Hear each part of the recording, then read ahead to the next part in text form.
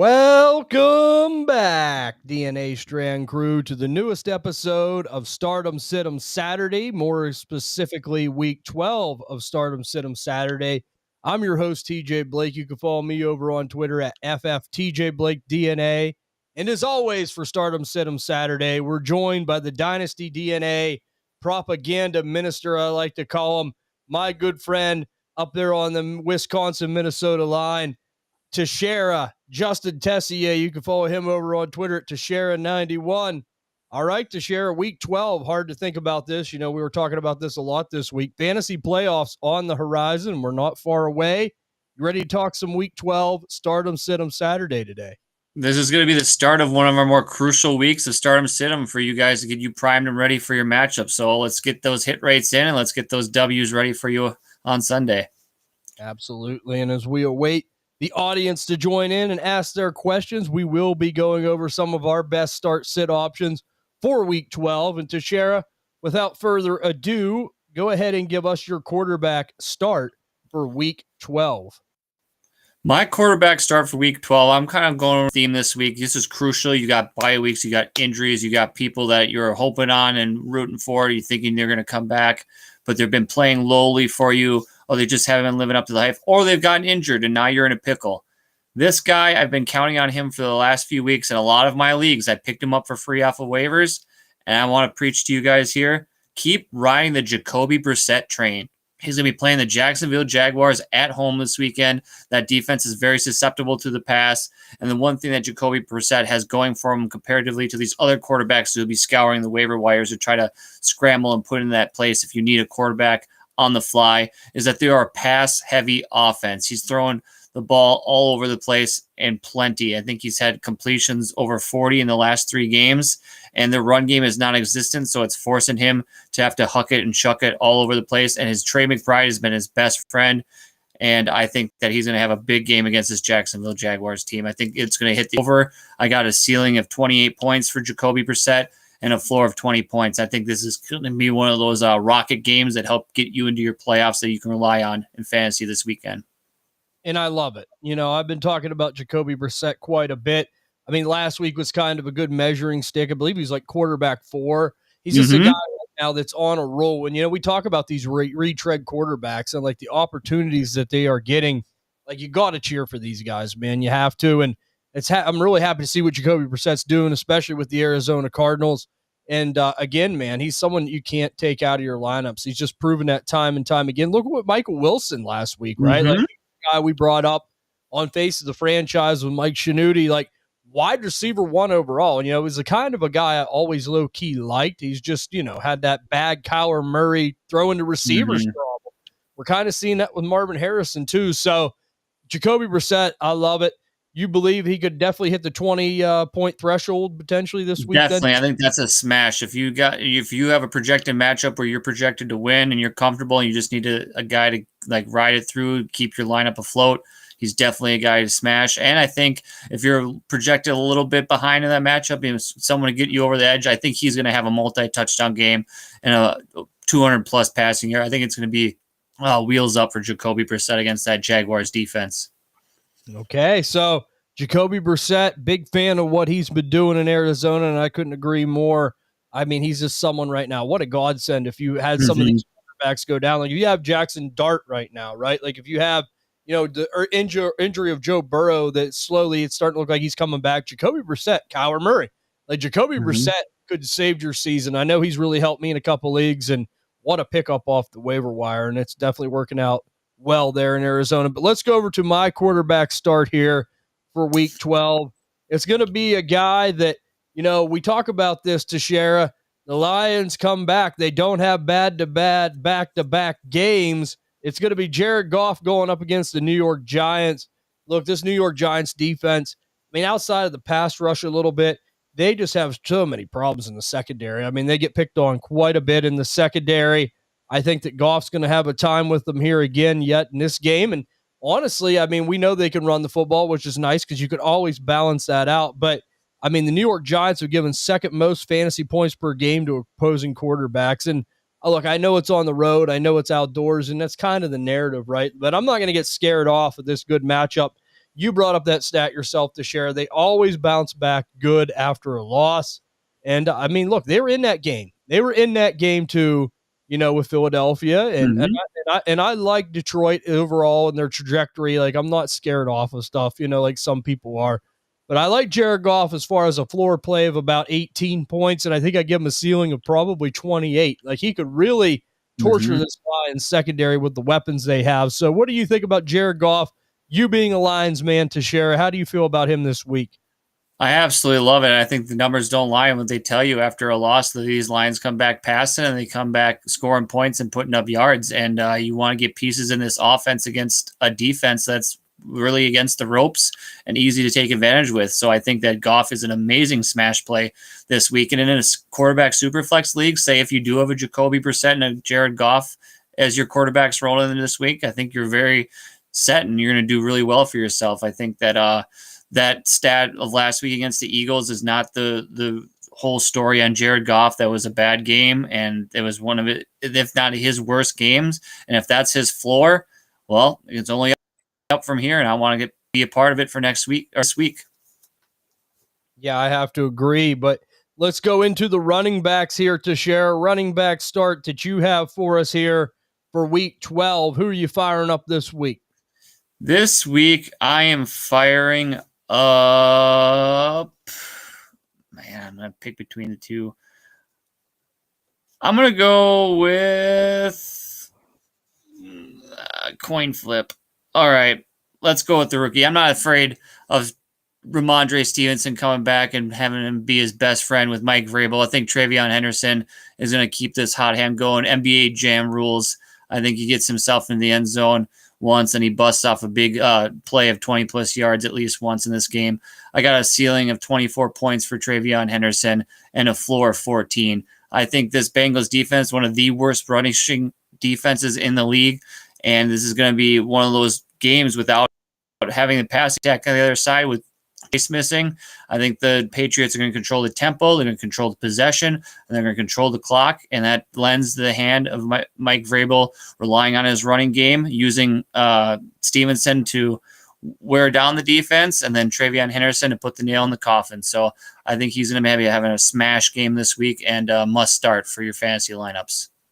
Yeah, and it's trending to the point of like you really can't take him out of your lineup after what you've seen, right? Like I can't take him out of my lineup after what I've seen. And honestly, like even if Ramondre's back, right? Like my thoughts are on Ramondre, even if he is back, like how much are they really going to use him, right? I mean, he's coming fresh back off injury.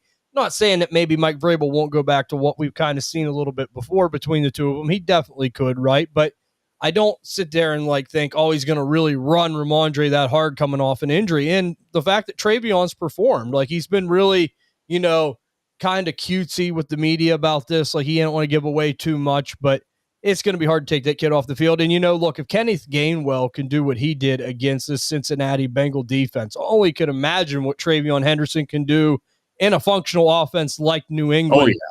I mean, I got to play him. I'm with you, Tashara, and I'm glad that you brought him up as far as like having the courage to play him, not backing off of that, because I think that's very wise, and I'm going to stick that route as well. Because, look, I know wins are kind of hard to come by right now. They're at a premium for fantasy managers and owners. Like, you got to try to get these while you can because the playoffs are really coming fast. So, I'm going to gamble. I'm going to gamble on Travion Henderson in a matchup like this. I have no problem doing it. How many points you put him on this week, Tashara?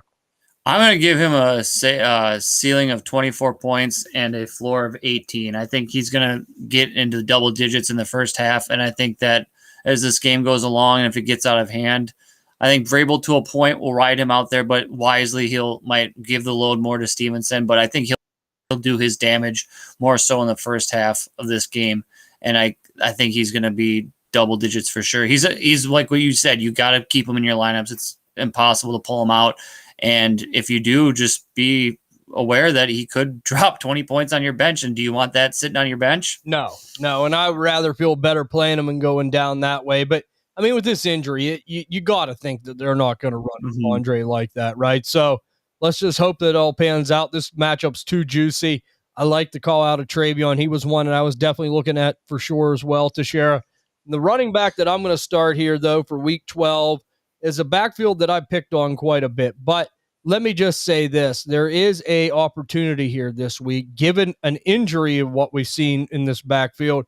Kenneth Walker is questionable. So go ahead and give me Zach Charbonnet going up against the Tennessee Titans.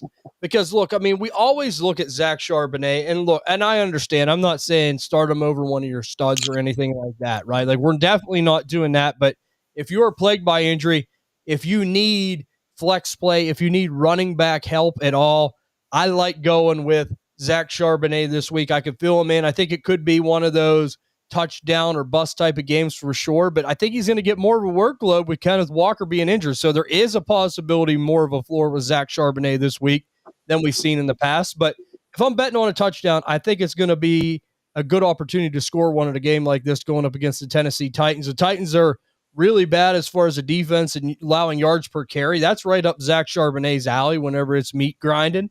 So I think that could really help. And I do think that this Seattle offense, we talked about it, they're very prolific. They can move the ball.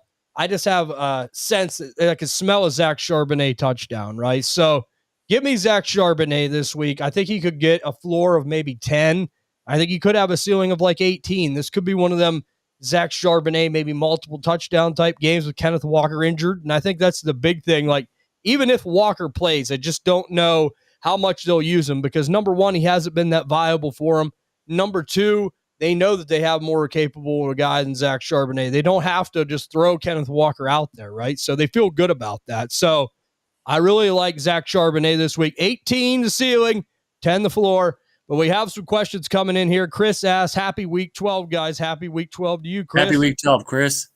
Would you prefer Cade Otton versus the Rams or A.J. Barner at the Titans? Also for flex, Trey Tucker or Sean Tucker. Okay, so we got the Tucker twins at the flex. We have the tight end question. So we'll start with the tight ends to share a Cade Otton against the Rams or A.J. Barner against the Titans.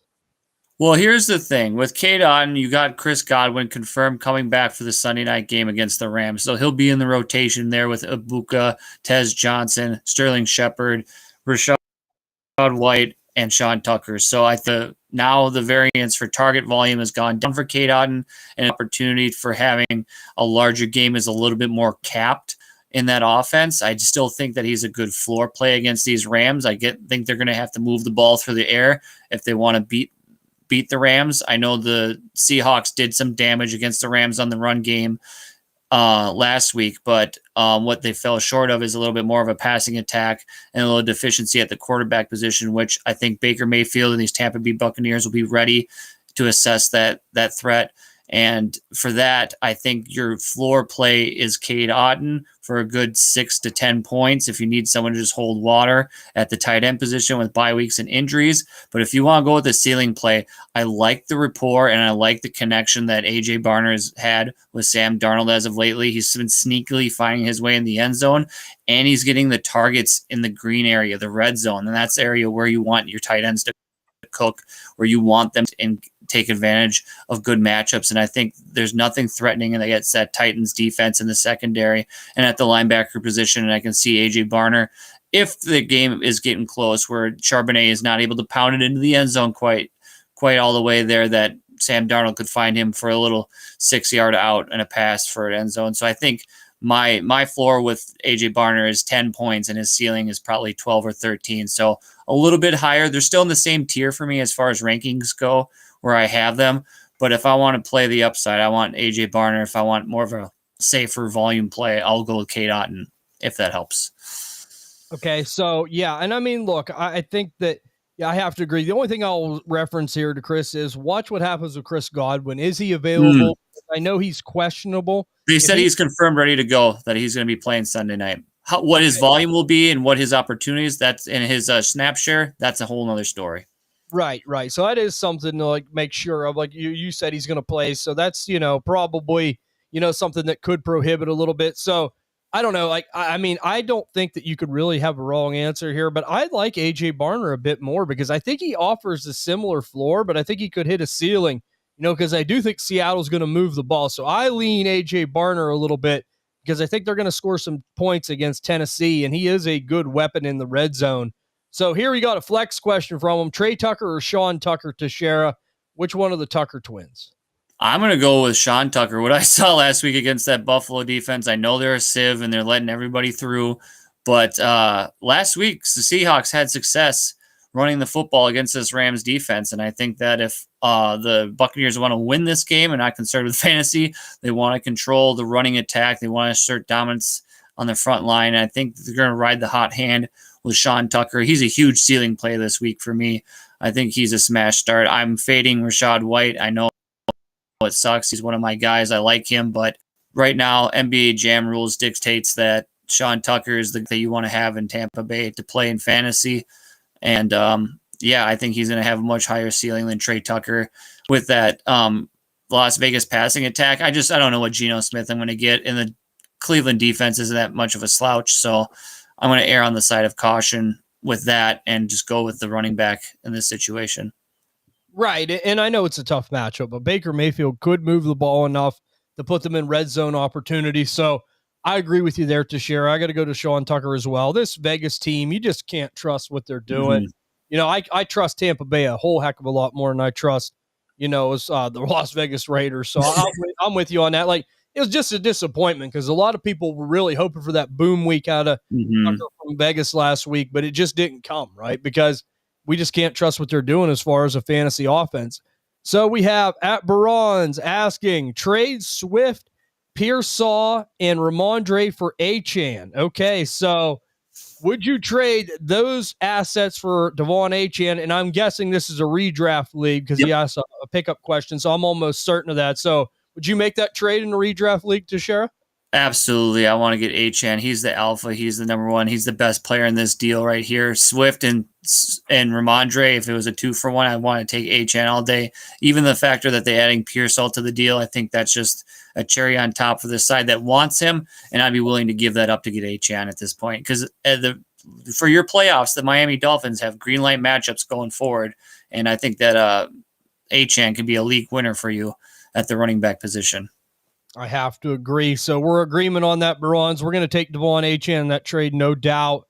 He also asked, pick up Mike Evans was just dropped. So, I mean, it doesn't look good to me. I don't know what your outlook is on Mike Evans, Teixeira. I don't know. Maybe if you know more than I know, but from what I understand, I think they're going to shut him down, but I could be wrong.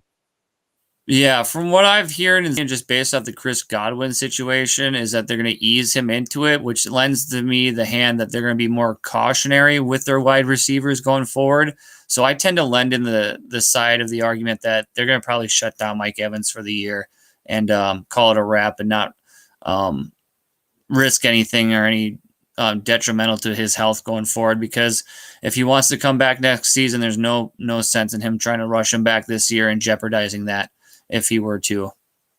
Yeah, and look, I heard reports that he could be back for the playoffs. Like, if Tampa Bay is going to want him, they're going to save him for the playoffs. Yeah. Because I mean, I know Carolina's coming on, but I just don't think Tampa Bay is going to lose this division. I think they will get it right at some point.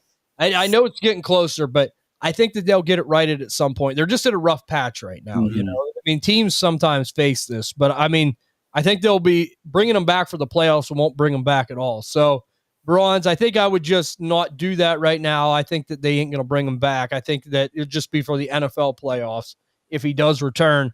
Also asked Mooney or Boutte. Easily Boutte for me, Bronze. I love Kayshon Boutte. I love the New England Patriot offense. Give me assets in that offense. I've been talking about that a lot. So I really like Kayshon Boutte here. This Atlanta team, now you got the ghost of Kirk Cousins coming in. This offense looks really bad. So give me Kayshon Boutte. I don't know about you, Teixeira.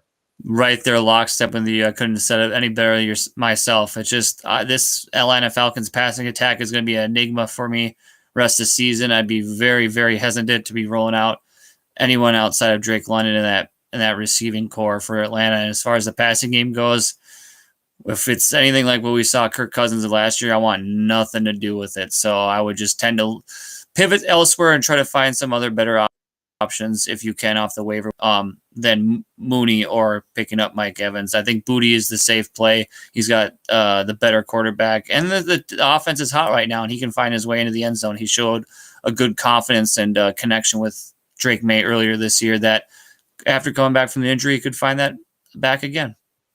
Yeah, I agree. So rest of the season and this week, Bronze, definitely give us Kayshon Boutte. I really appreciate it, guys. We've been talking about the new subscribers. Thank you for everyone that subscribes, everyone new that hops in. You guys are awesome. We appreciate that. If you're a first-time listener, we love giving advice and love talking about this stuff. So we have Steven Pereira asking, Monty, Sean Tucker, Wandale, Gibbs in my lineup. Pick one half PPR. So if you have to pick one, who are you taking there out of those guys? So he already has Gibbs in his lineup. So who are you going to take out of those top three guys, Teixeira? Oh, man. Be it that it's half PPR. If it was full, I'd go Wandale. But because it's half PPR, I'm going to tend to lean to a running back, and that eliminates Wandale for me. And between Sean Tucker and Monty, I think I got to stick with the hot hand. I'm going to go Sean Tucker against the Rams. I think Monty is a good floor play, though. I think he can find his way into the end zone at least once and gives you a good, 60 yards. And, the general, what he's known to be able to do, like the floor play where Sean Tucker, he could get you multi-touchdowns. And even he's the pass-catching back, too. We've seen him catch the ball last week with the Buffalo Bills from Baker Mayfield. So I like that addition to his game. So I think he provides a little bit more of a ceiling than Montgomery. As much as I like my Lions and my running backs there, I just logic dictates that Sean Tucker is the better play this week. Okay, so I'm going to go with David Montgomery here. Ooh, I like it. Give me Montgomery. Well, let me just tell you why, because I think this game's going to be a lot of points game. I mean, I think it's going to be a shootout. We know about Jameis Winston. Jackson darts out, right? We know about this New York Giants passing attack. I mean, look, it could be 5 interceptions for Jameis Winston, but it doesn't matter. He's going to be moving the ball up and down the field. But if it's 5 interceptions, that's good because the Lions will have it a lot.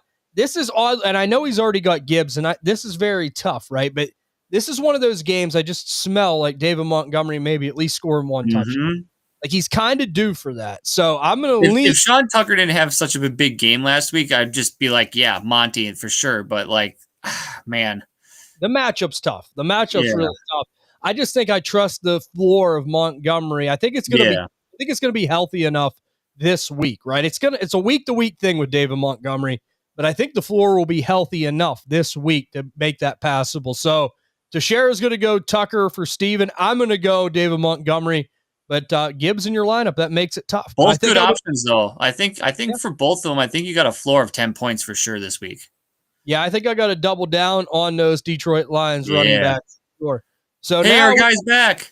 Fighting solves everything. A good friend of ours. I was thinking of dropping Troy Franklin for Terry McLaurin on my team. Franklin never plays on a 2 flex. So there you go, Teixeira. What's your thoughts on that with Terry McLaurin? Because he's almost been an enigma this year. I mean, he was asking about the contract, was very upset not getting that contract. And now he just kind of vanished. So what's your thoughts on maybe, dropping Troy Franklin for Terry McLaurin here? I mean, it all hinges on the news of whether Jaden Daniels is back or if they're going to stick with Mariota the rest of the season coming out of this bye week. That's still a cloudy discussion and we don't know at this point. And that injury history for McLaurin has really scared me this year. It's kind of created quite a hole in our lineup. So wide receiver, he was a solid wide receiver 2 with wide receiver 1 upside last year going into this year, and he's been everything but a wide receiver 2. But when he has played, he showed big games. He showed potential. He just can't stay on the field. And as much as I'm out on this Denver Broncos offense and the assets of it, I think that Troy Franklin is still probably the safer offense just because he's the healthy option. He's playing. He's on the field. He is getting looks and getting more of a connection with Bo Nix. But if the situation was any bit better for McLaurin, I'd lean and I'd smash McLaurin. But the direction of this Commanders offense, the question at quarterback, and his own health lends me to believe that I should just stick with the guy who's healthy, who's got his starting quarterback with him, and he has upside in the flex to get on the field and play and score some points for us in fantasy. Yeah, and I mean, look, I he even put on here, did Mariota play well, Terry? He definitely might have, but my thought is for fighting is the Commanders, if they're too far gone, are they really going to rush them back? You know what I mean? That's another thing, right? Because if they keep losing these games, they'll be out of that playoff push. Look, if you're asking me who the better player is, it's clearly Terry McLaurin over Troy Franklin. But let me just say, though, this season from a 1-for-1 fantasy perspective, it just seems like Franklin's the go-to guy for Bo Nix, especially in the red zone, right? I mean, I'm not saying it's going to last forever, but just for now in a one draft redraft type of a league, like I think I'm going to hold on to Franklin and just not take that gamble with McLaurin. And even if he does come back, I mean, right away, what's he going to offer? I mean, that's the thing. We haven't seen him operate with Deebo Samuel and Marcus Mariota. So, like, there's no guarantees either. So, I think I just lean on playing a little bit safer there fighting. I personally agree with Teixeira. I would keep Troy Franklin. And, I don't like Troy Franklin. Like, he's a big sell for me in Dynasty. But I think in redraft, the best advice would be just to hold him for now because I think he's going to be more valuable this season. Tyler Warren or Brock Bowers? Two flex, Travion Henderson. Two flex, Travion Henderson, or one of my tight ends not starting. So that is some really healthy players there. So Are you going to start Tyler Warren or Brock Bowers at tight end first and foremost, Teixeira? Let's start there. I think in a gotta have a game must win, I'm going to go with Tyler Warren over Brock Bowers. I think he's going to have more consistent quarterback play, the more opportunity to get the ball in his hands and that offense to stay on the field a little bit more than the Las Vegas Raiders. Because here, this is what the situation is going up against Bowers. They're not holding the ball for long. They're getting drives killed, and the quarterback play is below average and very inconsistent. And as talented as Brock Bowers is, he isn't showing to be quite quarterback proof through the accumulation of this whole season as a whole. I mean, through a microscope, yes, he had the couple big games. He showed the flashes when healthy, but in the whole compass of the whole season, it's been, if you drafted and have Brock Bowers, you are ultimately probably more disappointed than you are happy with his situation and how well he's done for you in your lineups. And I think going against this Browns defense is a tall order. They can lock in and hone in on them because of these wide receiver options have not separated themselves or given any sort of credence to wanting to put a threat on opposing defense to want to draw the coverage off of Bowers. And I think unless if he is able, the Raiders are able to get in close and he's able to get in the end zone or he busts off a big play, I think it's a very, very hard day for Brock Bowers. I'm going Tyler Warren out of the two just because I feel like the Colts need this win. They got to have it, and they're going to pull out all the stops to get the ball into their playmakers. And I think Tyler Warren has a good chance to have a big ceiling game this week. Yeah, I'm going to go with Tyler Warren too. It kills me because I love Brock Bowers. He's clearly the best tight end in the league, in my opinion. Like there's no doubt he's a dominant force. But this Raiders offense is too much of a roller coaster. And, Cleveland kind of has been killing tight ends quietly, right? Like I seen Mason Taylor really struggled against them. And Mark Andrews, if he didn't have that quarterback keeper, I think had like 3 catches for 30 yards or something like that. So, they've been doing a number on tight ends. And you got to think the Raiders are coming into Cleveland one-dimensional. They can't establish the running game. I mean, what did Jenny have? It was terrible against 7 yards. Oh, yeah, against Dallas, a team that he should have just gashed. So the Browns know they're one-dimensional, so that would hurt Brock Bowers even more. And plus, there's no real threats on the outside. So Tyler Warren is the Colts offense for the most part, right? I mean, they could sprinkle in Jonathan Taylor and, Michael Pittman in the passing game. But it seems like Tyler Warren is the big target man as far as the targets go for the most part. So go ahead and give me Tyler Warren there. Now, we have to flex 2, Tet, Travion, or one of the tight ends. So who are you flexing to share? Are you going to put Brock Bowers in one of them spots? Or are you going to go with Tet and Travion there for fighting? This might be hot take, but I'm going to go with Tet McMillan as the first one, and I'm going to go Travion Henderson, the secondary flex spot. I just am not confident to trust that Bowers will have a better game than Tet against that porous San Francisco defense. I mean, they just got gashed by Jacoby Brissett and the Cardinals last week, and they're battered and bruised and injured, and they got plenty of deficiencies in that secondary where I think Tet, he had a big game against those Falcons last week. I can see him doing it again with Bryce Young. And as far as Travion Henderson goes, I mean, volumes, opportunities for carries, I mean, the opportunities for points is just much higher for Henderson and that Patriots offense. It's going to have the ball probably more often than not than the Cincinnati Bengals, where the Bowers, he's going to have to be efficient. He's going to have to score on the drives that they have it. And if you don't, you're going to be disappointed. Yeah, I mean, I'm with you, Teixeira, again. I don't think it was that hot. I love Brock Bowers, but I just don't have a great feeling about it. The thing is, it sucks because, he can dominate anybody. If he come out and played well, I would not be shocked. But I just don't know if I just trust this whole Vegas situation enough. And I think that's the biggest thing. I think Travion could really have a day against Cincinnati. Like I said at the beginning of the show, if Kenneth Gainwell did that against Cincinnati, I mean, Travion could just absolutely kill him. And even if Ramondre plays, I just don't see them just slamming him up in there a million times. They know Travion's been effective. He's been reliable. I mean, they're just not going to pull the plug right away, even if they go back to Ramondre Moore. And, I mean, as far as Tech goes, he is that guy. I mean, he is the number one target in Carolina. Bryce Young, Dave Canales, they have a running game. They can establish that. So that's huge, right? So, yes, go ahead and give me Travion for fighting as well. He also asked, any update on Jaden Reed? So, Teixeira, I know you're in Packer land. Go ahead and give us, because you're probably the best person to answer that. Yep. I appreciate that. We got news that he is back at practice on Friday. The Packers are easing him into situational drills and keeping it light for him at practice. The early indication that he should be ready by playoffs starting. That's NFL playoffs, not our fantasy playoffs. So this would probably be about earliest week 15, probably 16. It just also depends on the Packers situation as far as they are in the standings. If they're still in the hunt and in it to go after it, they'd be more inclined to roll them out there because of the other injuries at the wide receiver position that they're currently battling between Dobbs' chest and Golden's, I think, ankle still.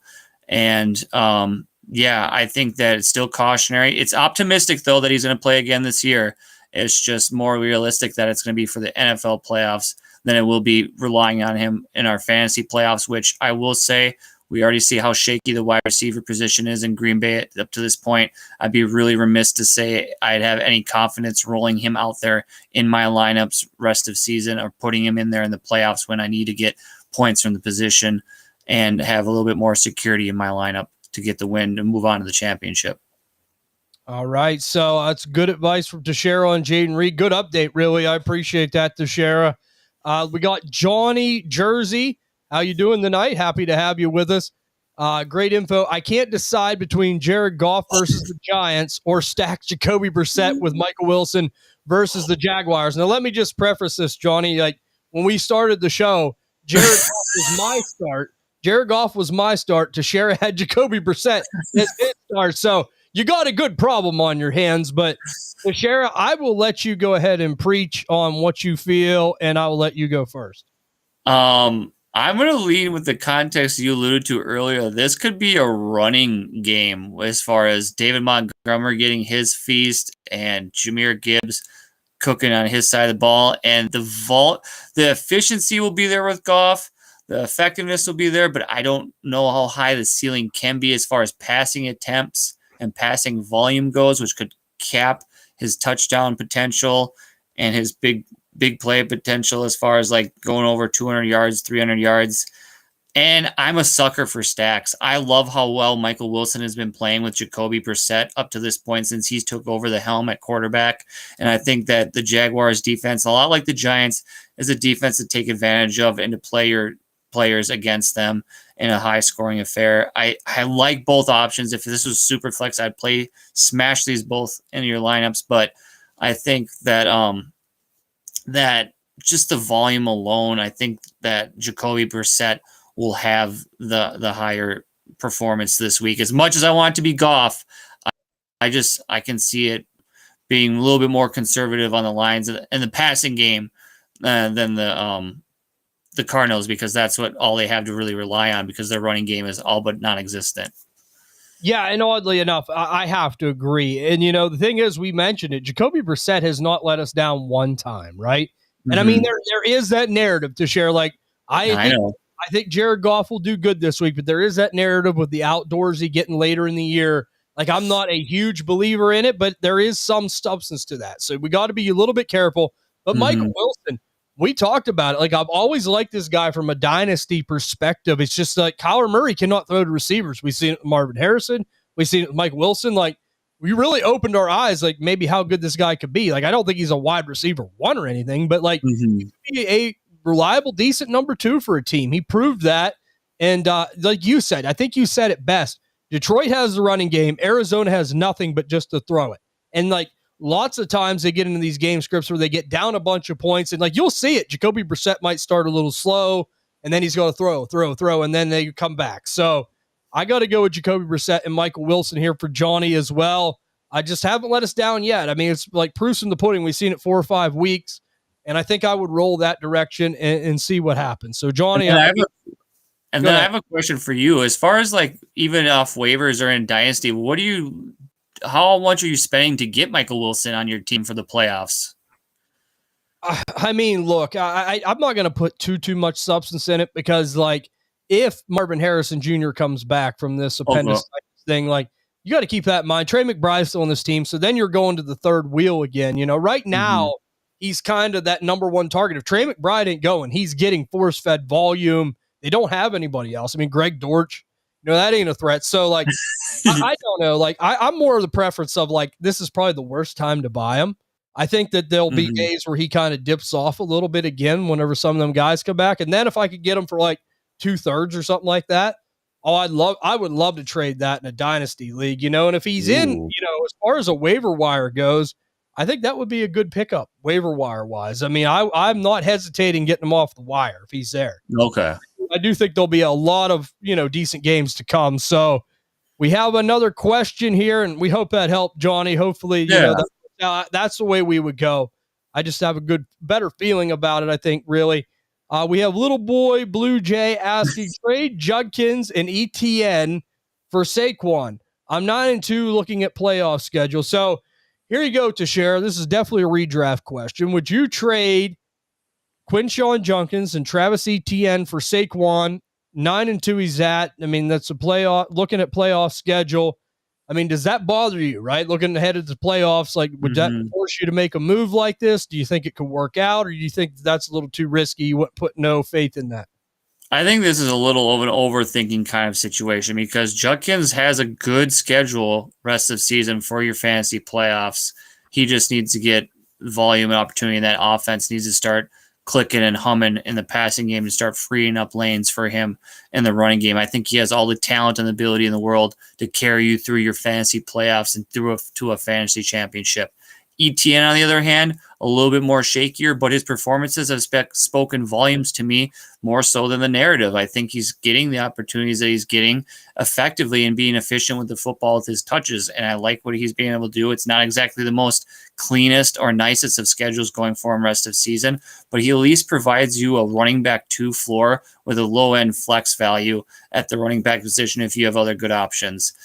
A week ago, I would consider this trade a redraft just because they had a healthy Lane Johnson, but now is out with a Liz Frank injury, and he's going to be missing extensive time. So what is that going to do for the Philadelphia running attack? Well, how is that going to affect Saquon Barkley and his running lanes? How is it going to affect the pass protection for Jalen Hurts and being able to have more time in the pocket to make decisions or scramble when plays breaking down? I think the Lane Johnson injury to the Philadelphia Eagles is going to be significant for the fantasy assets on this team, specifically Saquon Barkley, because he relied upon him on his side of the line, running the football and rushing attack where he's had success. So I'm going to lean on the Judkins and ETN side, but I don't mind if that you believe in the player and the talent and ability, and you think that Saquon Barkley is going to be the guy to take you through the championship to roll with. But that is my argument for why I would keep Judkins and ETN and not take on Saquon Barkley. Yeah, and look, I think I got to agree with you. And, like, there's no such thing as a shoe-in. Like, Saquon Barkley's phenomenal, right? There's no doubt about it. I mean, the guy, if you're looking to build a running back, you would start there, right? No doubt about it. But, like, you got to be careful with these 2-for-1 swaps, I mean, even like last 2 weeks, we've seen 13-10. I know they've been tougher matchups. He's looking ahead at a better schedule. But, I mean, like, he had a green light matchup against the New York Giants, got 8.7 points, right? Like, I mean, it just happens from time to time. And the thing is, like, we're 4 or 3 weeks away from the playoffs, from fantasy playoffs, pretty much. A lot can happen in 3 weeks. I mean, like, you go ahead and make this trade. You trade 2 guys for 1. God forbid if Saquon goes down, or, like, they're getting close to the playoffs, or he has some kind of hamstring thing where they want to, kind of take it easy on him. Because you got to remember, the Eagles are running away with this division. They have a chance to really, make some noise and lock up that number 1 seed. Like, they don't have to play guys either, and they don't have to be forced to do things. So I think that I would just hold on to the 2 players for now. I don't think I could trade 2 for 1. And look, them guys are both good guys. ETN has been phenomenal, like Teixeira said. He's like running back 13 overall right now. Judkins has really been doing well points per game. He usually offers a floor of at least 10 points. I just don't think I could do that, right? It's just a little bit too crazy and loose for me this, close to the end of the season. Like I said, there's still a lot of time through the playoffs and a couple more regular season weeks to get through. So hope that helps.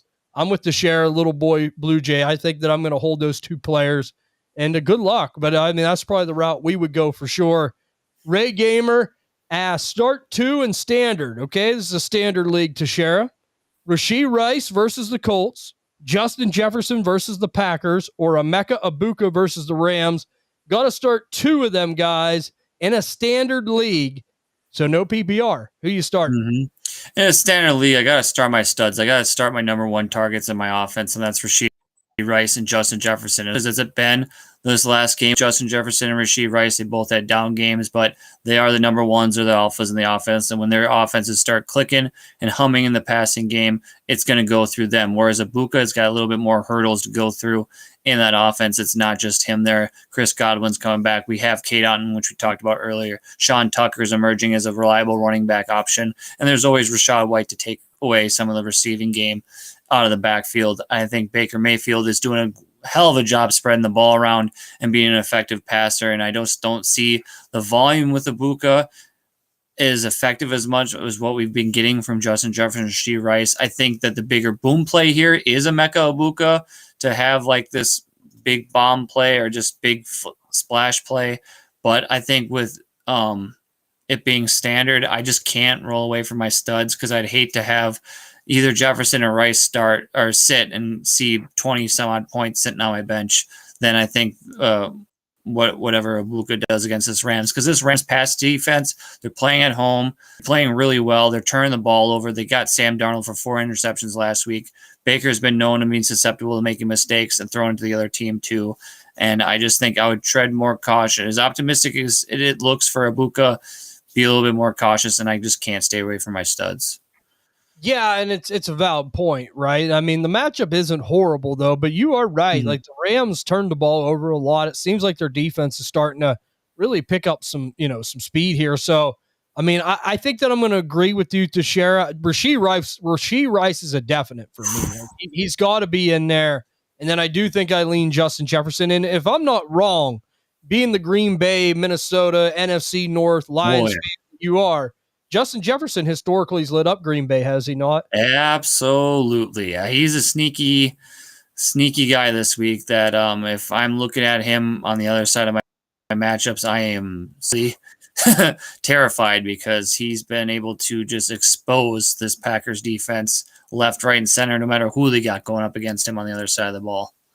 Yeah, so that's definitely something to keep in the back of our minds and our memory banks. So I'm with you there. Ray Gamer asks, just traded Jacobs, Stafford, and Metcalf for Jamar Chase, Zay Flowers, and Aaron Jones. I still have Jalen Hurts and Joe Burrow on IR at QB. Wide receiver room now is Jamar Chase, Rashee Rice, Zay Flowers, Sutton, and Garrett Wilson. So what do you think about that trade there, Teixeira? Trading Josh Jacobs, Matt Stafford, and Metcalf for Jamar Chase, Zay Flowers, and Aaron Jones. Do you like the trade? Do you think he did well there? Where are you at? I like the trade. I think he did well. The way I break this down is I think you traded Jacobs and Stafford for Jamar Chase, and then you laterally moved between Metcalf and Flowers. And you got Aaron Jones. So I think in the wide room you definitely upgraded for sure. You took a big step back at the running back room. As much as Aaron Jones is my guy, I believe in him.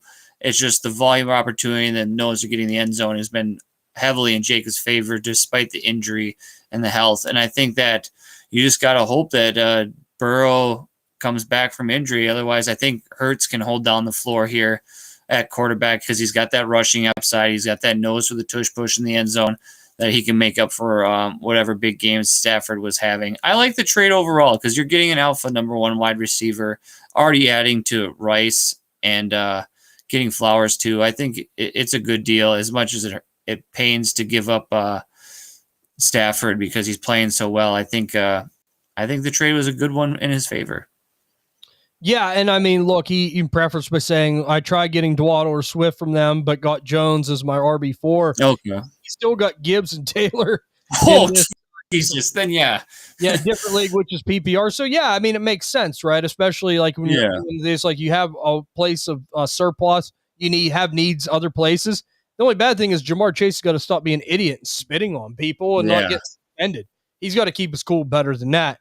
But we have Abreu asking full PPR flex, Worthy, Kamara, Alex Pierce, Tony Pollard, Bashaw, Tootin, Jake Ferguson, Tajay Spear. Thanks. Pick one, he says. So you got to pick one.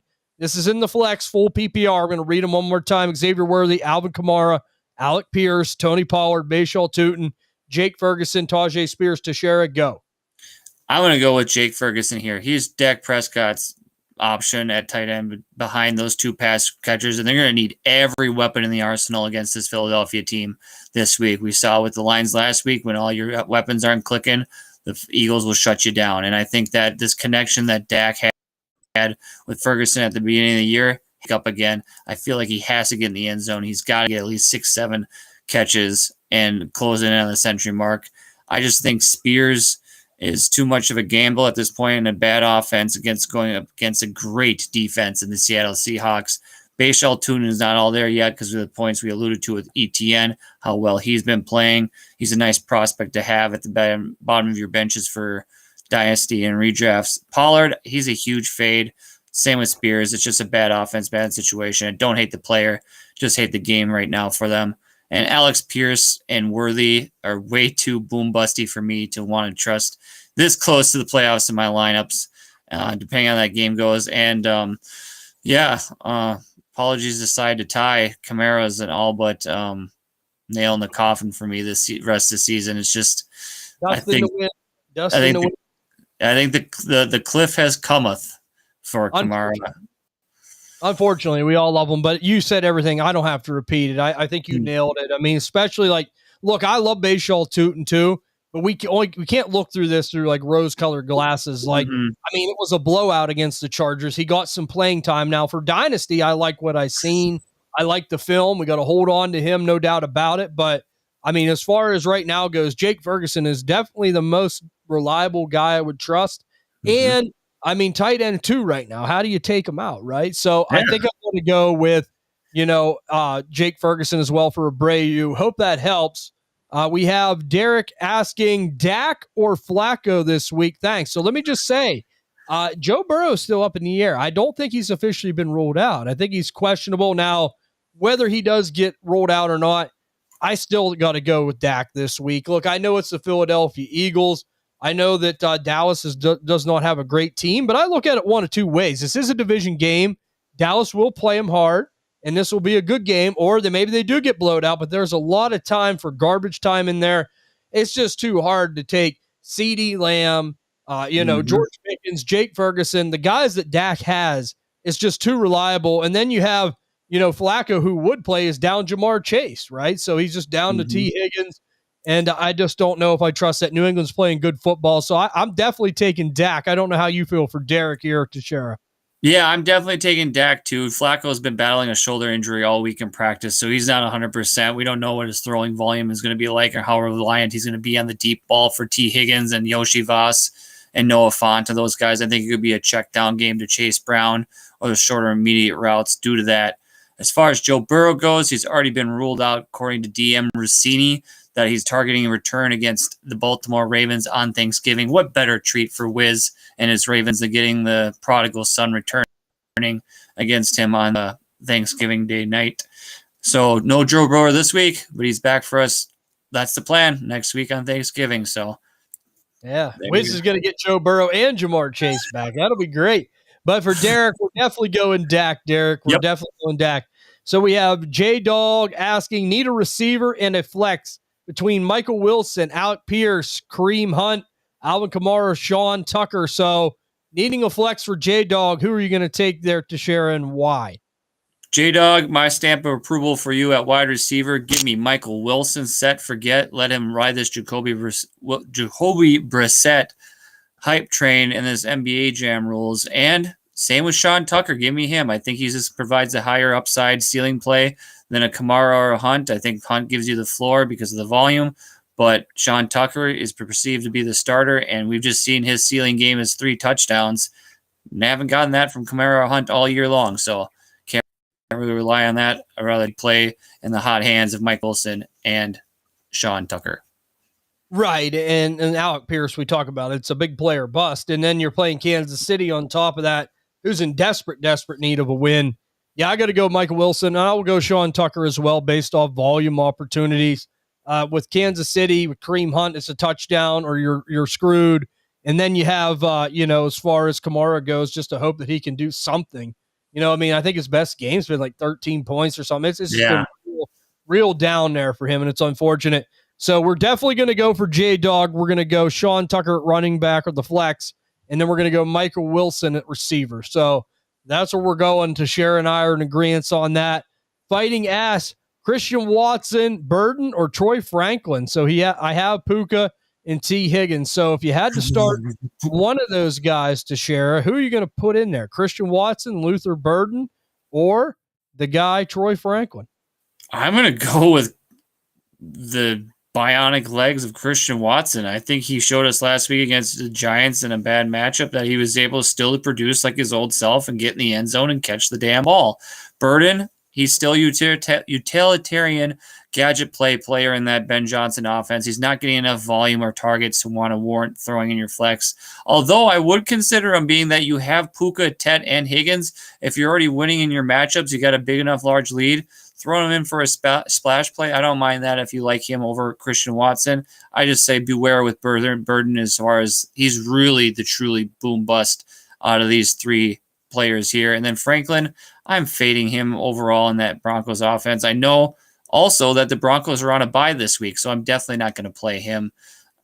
So give me Christian Watson to pair up with Puka, Ted, and Higgins, and I think you got a great receiving room going into this week's matchup fighting. Yeah, this is a tough call for me, but I think that I'm going to have to go with Christian Watson as well. Just given the fact that they need a number 1 there, where's the ball going to go? It has to go to Christian Watson. He's kind of like their only hope with the Reed injury, with the Tucker Kraft injury. Matthew Golden's banged up.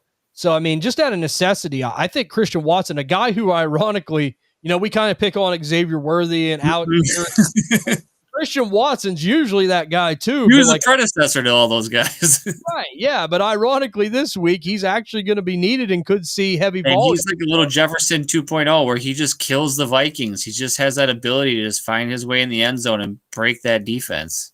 Yeah, so you know that better than anybody.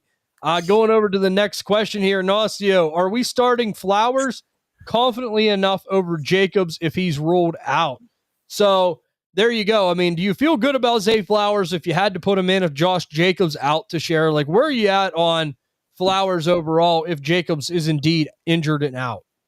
If Jacobs is indeed injured and ruled out, which we won't know until literal game time is what they've announced, and which is really risky to be banking on in your lineups, especially if it's not a flex spot, if you're looking to replace him with a running back. But I'm assuming with the context, he's implying flex because he's talking about starting Flowers in for him.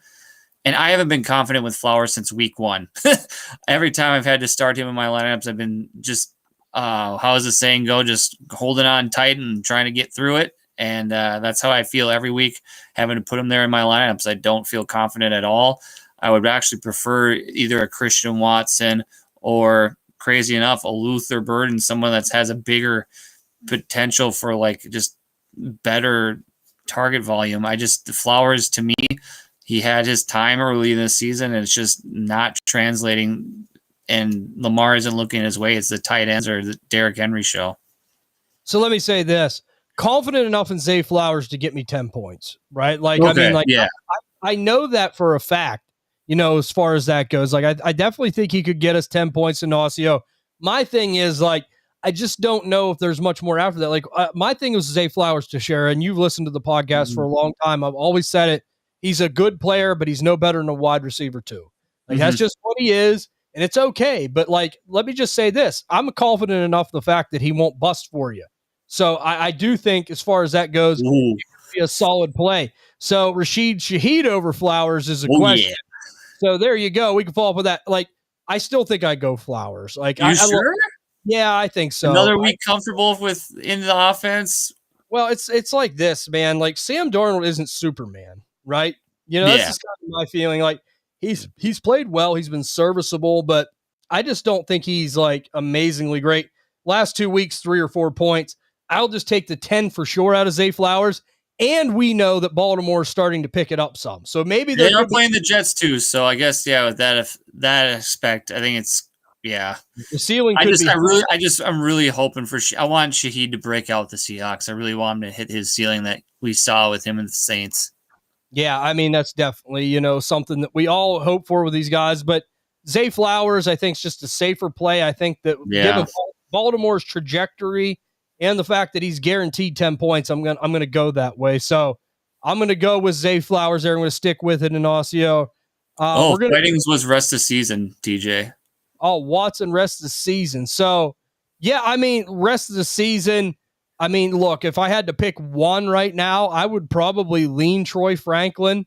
I don't love it, but I don't like it either. But I mean, the thing is, we know that Christian Watson, he's put together with bubble gum and duct tape. Like he always gets hurt, and we know he's a touchdown guy. So if I had to pick one of them three, I don't love it because I don't love the player long term for fighting, but I will take Troy Franklin there in that instance. So we have Abreu asking, need a quarterback for week 14. Available are Trevor Lawrence, CJ Stroud, Jameis Winston, Davis Mills, Kirk Cousins, Aaron Rodgers, JJ McCarthy, Tua. So if you needed a quarterback for week 14, available are Trevor Lawrence, and we can look at the schedule. I'm going to guess. Yeah, I was going to say that's matchup dependent for me. Yeah, Davis Mills / CJ Stroud, Jameis Winston, Kirk Cousins, Rodgers, McCarthy. So let me just say this. If we're looking in our crystal ball far enough, while Teixeira's looking at the schedule, the only one that I can surely trust for sure right now is Trevor Lawrence. And I wanted to throw up even saying that. But, he will be the starter for sure. The thing is, Kirk Cousins, we don't know if they'll make a change. Jameis Winston, we don't know if Jackson Dart will be back. J.J. McCarthy's played terrible. Tua's played terrible. C.J. Stroud injured. So, I don't know, Teixeira, who do you like out of that group since you're looking at some of the schedules here? Is there anyone that catches your eye for Abreu? So to start off with, Mills and Stroud are playing at Kansas City week 14, so I'm going to stay away from that matchup. Yep. Jameis Winston is on bye week 14, so can't do that one. I am also with you. I am out on the Cousins project. I don't nothing to do with that. Let's see who Aaron Rodgers is playing week 14. It's a tough schedule. He's going to be at Baltimore week 14. And then JJ McCarthy.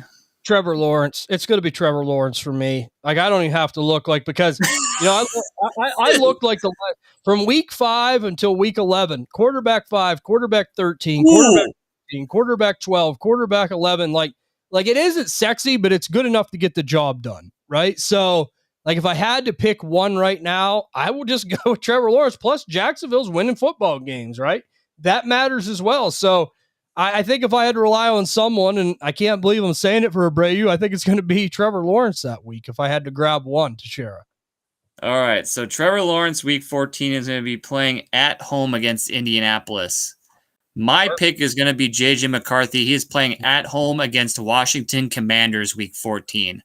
I think I'm going to roll the dice and just play the matchup of if the Commanders are still looking real bad at that point, I think I can take whatever deficiencies or fallacies in McCarthy's game to play the ceiling of whatever he's able to provide with a number 1 wide receiver, a number 3 wide receiver in Jordan Addison and Justin Jefferson and these pass options and being able to have some sort of a salvage game at home against the Commanders. I just like the matchup of the Commanders. Otherwise, overall, I like Lawrence. I like your pick. If I'm playing matchups at that point, I like McCarthy playing the Commanders at home than Jacksonville playing Indy at home. I know those AFC South games are really either low scoring or they're just absolute shootouts, and I don't know what form of the Jaguars will have at that point. So, and I'm a little bit more patient. I'm willing to stretch my neck out a little bit further for JJ McCarthy to have himself a bounce back game against Commanders. What better? I mean, look what Goff did against him. He absolutely destroyed the Washington Commanders a couple weeks ago. Right, but Jared Goff's way better than McCarthy. But let me just say, I mean, look, there you go, Bray. You got one JJ, you got one Trevor Lawrence. And but I think that would definitely be down between them two. I don't want anyone else in that list. I agree. So we have Mark Folk, man. Let me just say, though, before we answer, thank you guys. New subscription, new subscribers. We appreciate you all. Thank you, guys. All of you. We appreciate that. We don't mind. We'll answer every question. We have Mark Folk, man, asking bench one, Kyle Pitts, Xavier Worthy, or Jacoby Myers, half PPR. Now, this is half PPR. No doubt about it. Is Kyle Pitts playing Tampa Bay this week, Teixeira? No. So I am going to bench Kyle Pitts this week, just to honor a Big Bob who isn't here right now. But look, I mean, you look at what Kyle Pitts has done. Like it just like I know he could maybe pop off every once in a blue moon, but I just don't trust it enough, right? Mm-hmm. Like I just do not trust it. He's had so many green scheduled games. The last 3 weeks, he had 3 green light scheduled games. Tight end 25, tight end 24, tight end 36. I've seen enough. I know Xavier Worthy's boom bust, but I would rather trust him with Patrick Mahomes than I would trust Kyle Pitts. And Jacoby Myers has been coming on in Jacksonville. He's being the old Jacoby Myers, getting around that 14-point range, maybe with a ceiling. So, yeah, if I had to bench one, I'm benching Kyle Pitts. I think you're in agreement to share for Mark? Absolutely. Absolutely. Okay, so we're in agreement there. So we're going to scroll on down, and we have Nicholas asking Travion Henderson and Chase Brown for London and Godwin. I already have 3 startable running backs and have 1 flex spot. So there you go, Teixeira. What do you think of that move? Travion Henderson and Chase Brown for London and Godwin. I already have 3 startable running backs and 1 flex spot open. So what do you think about that? Being your scenario and your context that you gave us, which I am greatly appreciative for, thank you for that. It helps us with the decision-making and the assessment here.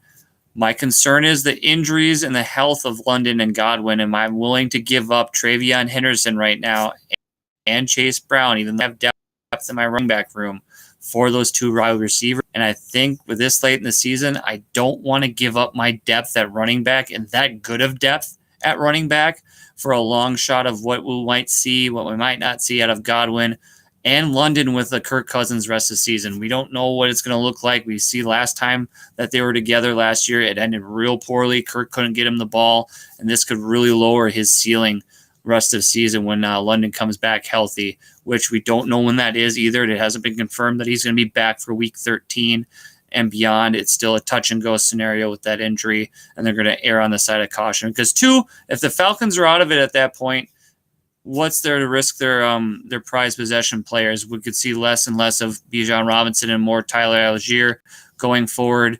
And I think Nicholas, as I see the process here, what you're trying to get through, I think I would aim a little bit higher with my wide receivers that I would target for those 2 running backs. For example, I would take a Henderson and a Chase Brown and go after a Jamar Chase when he comes back, or Justin Jeff or Puka Nacua, one of those top wide receivers, because right now those running backs are staples in your backfield and they're playing really well and enough that it's going to hurt your lineup more than help you if you do not upgrade at another position if you move on from them. Right. And in fantasy football, like running back's a body bag position. I say it all the time. And, it's hard to find a good one off the waiver wire. I bet you Michael Wilson was available in over 60% of the leagues in fantasy football last week, right? And he was wide receiver 1. So I agree with everything Teixeira said. I think a lot of people, especially in redraft, not so much in Dynasty, but in redraft, are looking to unload Drake London right now because of what happened with this quarterback situation. I love Drake London, but, I mean, he can only overcome so much. Now he's hurt. Then you have Chris Godwin, who – we don't know how he's going to be down the stretch. So, like, your Chase Brown, clearly better than Godwin to me. Henderson, clearly better than London, right? Me, just for the situations, right? That's kind of where I'm at. So, like, if it was me, could I take Travion Henderson, trade him for Michael Pittman and Chase Brown, and trade him for Chris Olave? Right? Like, that's moves I'm looking to make if I'm trading those running backs. So, things like that. Abreu says Herbert also available. There you go. So that's easy, Abreu. If Herbert's available, that's who I'm taking. I don't care who. Herbert is playing the Philadelphia Eagles week 14. That's fine. I'll take Herbert. I will take Herbert in that instance. So Ride or die. I know it's tough, but I mean, look, the Chargers have been down a little bit. He's the best talented quarterback out of those remaining options. So I'm going to err on the side of talent too, wins out. And I think I would go Herbert other than just literally flipping the coin on those other guys. Exactly. And he has the arm talent. If, there's an opening to where it's garbage time, he can make those throws and, score some points. So I got to go with Herbert there. We have Fighting asking, I have Herbert and Burrow. I picked up Brissett for this week. If Burrow doesn't make it back, is Brissett a good hold in playoffs? Just in case in good week 16, and Brissett is good week 17. Thoughts? So Justin Herbert is good week 16, Jacoby Brissett good week 17. Okay, thoughts? So yes, I am holding Jacoby Brissett because I think Fighting he's going to be the starter for the rest of the year. I think that it's blatantly clear that Kyler Murray and Arizona's in for a divorce. We talked about this weeks and weeks ago. We talked about this before the news even broke that, we felt like this could be headed down that direction, and he's fit that team. I got to give Jacoby Brissett credit. He's able to get it to these weapons. So I do think that, yes, I'm going to take Jacoby Brissett, hold him, and if you need him, he's there. He's been like a quarterback one every week. So based off of what he's up against, it works out good for fantasy football. We have Erland Des Roy, and guys, I apologize if I butchered the name. Sorry. I tried the best I can. Breece Hall or Emmanuel Wilson? So, Teixeira, do you want to start here? Yeah. Breece Hall is going to be going up against the Baltimore Ravens. Man. They have a quarterback problem in New York. So I don't know how many drives they're going to be able to sustain. I don't know how long that offense is going to stay on the field. So in that aspect, I still believe with my ride or die, Breece Hall. I still believe in him as far as the talent, the ability. That confidence has never wavered for me. Opportunity for scoring and volume is the red alert for Breece Hall and the Jets offense. And this week, they're playing Baltimore in Baltimore. Baltimore is red hot. I don't think they're going to be running the ball too much unless if he gets a bunch of passing volume. I don't see it happening because Fields hasn't been throwing a whole hell of a lot either. But Emmanuel Wilson's a coin flip. If he does play, he's shown that he's able to get 60% or more of the snaps. He's been an effective runner between the tackles, and he's been in that goal-to-goal short yardage situation, so I like that. The problem is they are committed and steadfast in that they're waiting until the absolute last moment to make a call on Josh Jacobs. And this is very concerning for our fantasy lineups this weekend. I'm going to err on the side of caution that I think that the Packers are doing this to get in good faith to Jacobs, to give him the best opportunity and the most loyalty to see if he can go.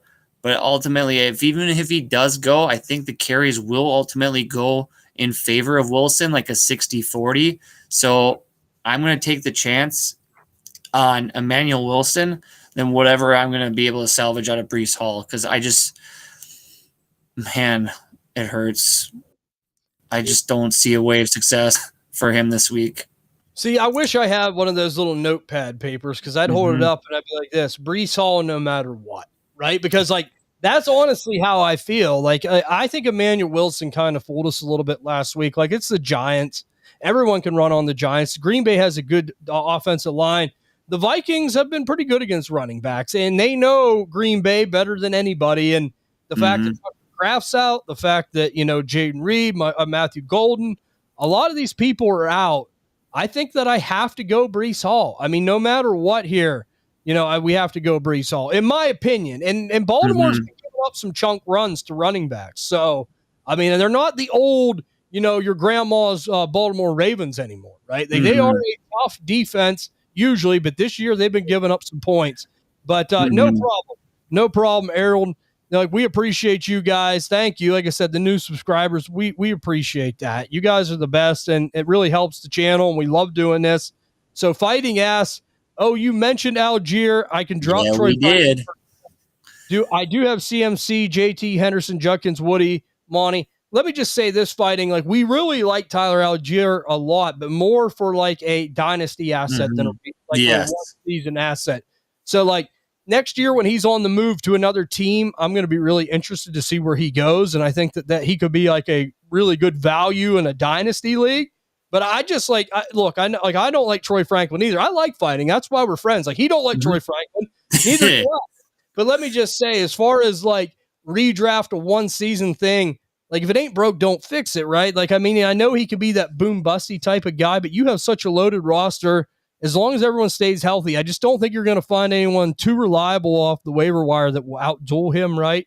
So I think I'll just hold him for now. But I do love Tyler Algier now for leagues next year when you guys are drafting or for dynasty purposes. He could be very, very sneaky. And I know Ball's talked about that a lot, and I like the player as well. So I think you agree. He says, I'm so glad I came in for this episode. I had quite a few questions. Oh, we love having you, No Fight. problem. Absolutely, man. Thank you. We appreciate it. But as we await some more questions coming into Shara, let's go ahead and start talking about, some wide receiver starts here. We got through the running backs. We got a wide receiver start coming for you for week 12. Who you pulling out of your hat this week? My man, Denzel Washington, my man, and that is Rashee Rice. I know last week was down, but he was playing the Denver Broncos, and that game was nasty. It was disgusting. It was the under. We predicted it could have been that way because it's a divisional matchup, and he had some good looks. He just wasn't able to hold on to the ball. He could have had a much better day.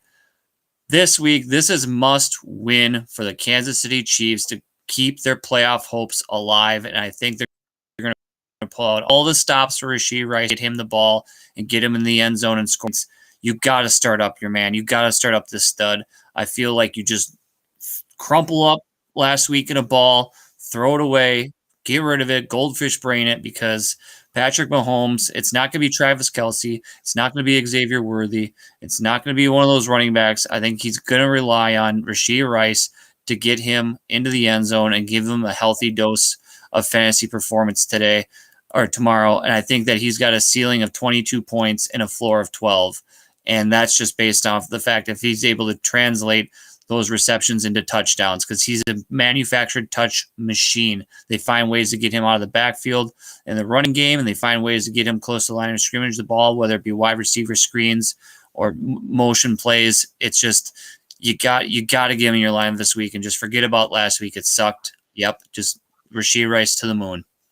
Yeah, and look, we know too. I mean, Patrick Surtain, right? I mean, that's the big thing with Denver. Like, he could take anyone's best receiver and set him on the sideline. The Chiefs and Broncos are always low scoring. That's not going to deter me away from Rashee Rice at all.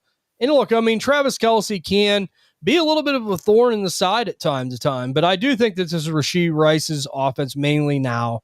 So, like, I'm like you. I got to keep him in my lineups. He's somebody I almost can't take out at points, right? Like, he's just someone I got to rely on. He's just that reliable, tied to Patrick Mahomes, number one receiver on that team. I'm with you.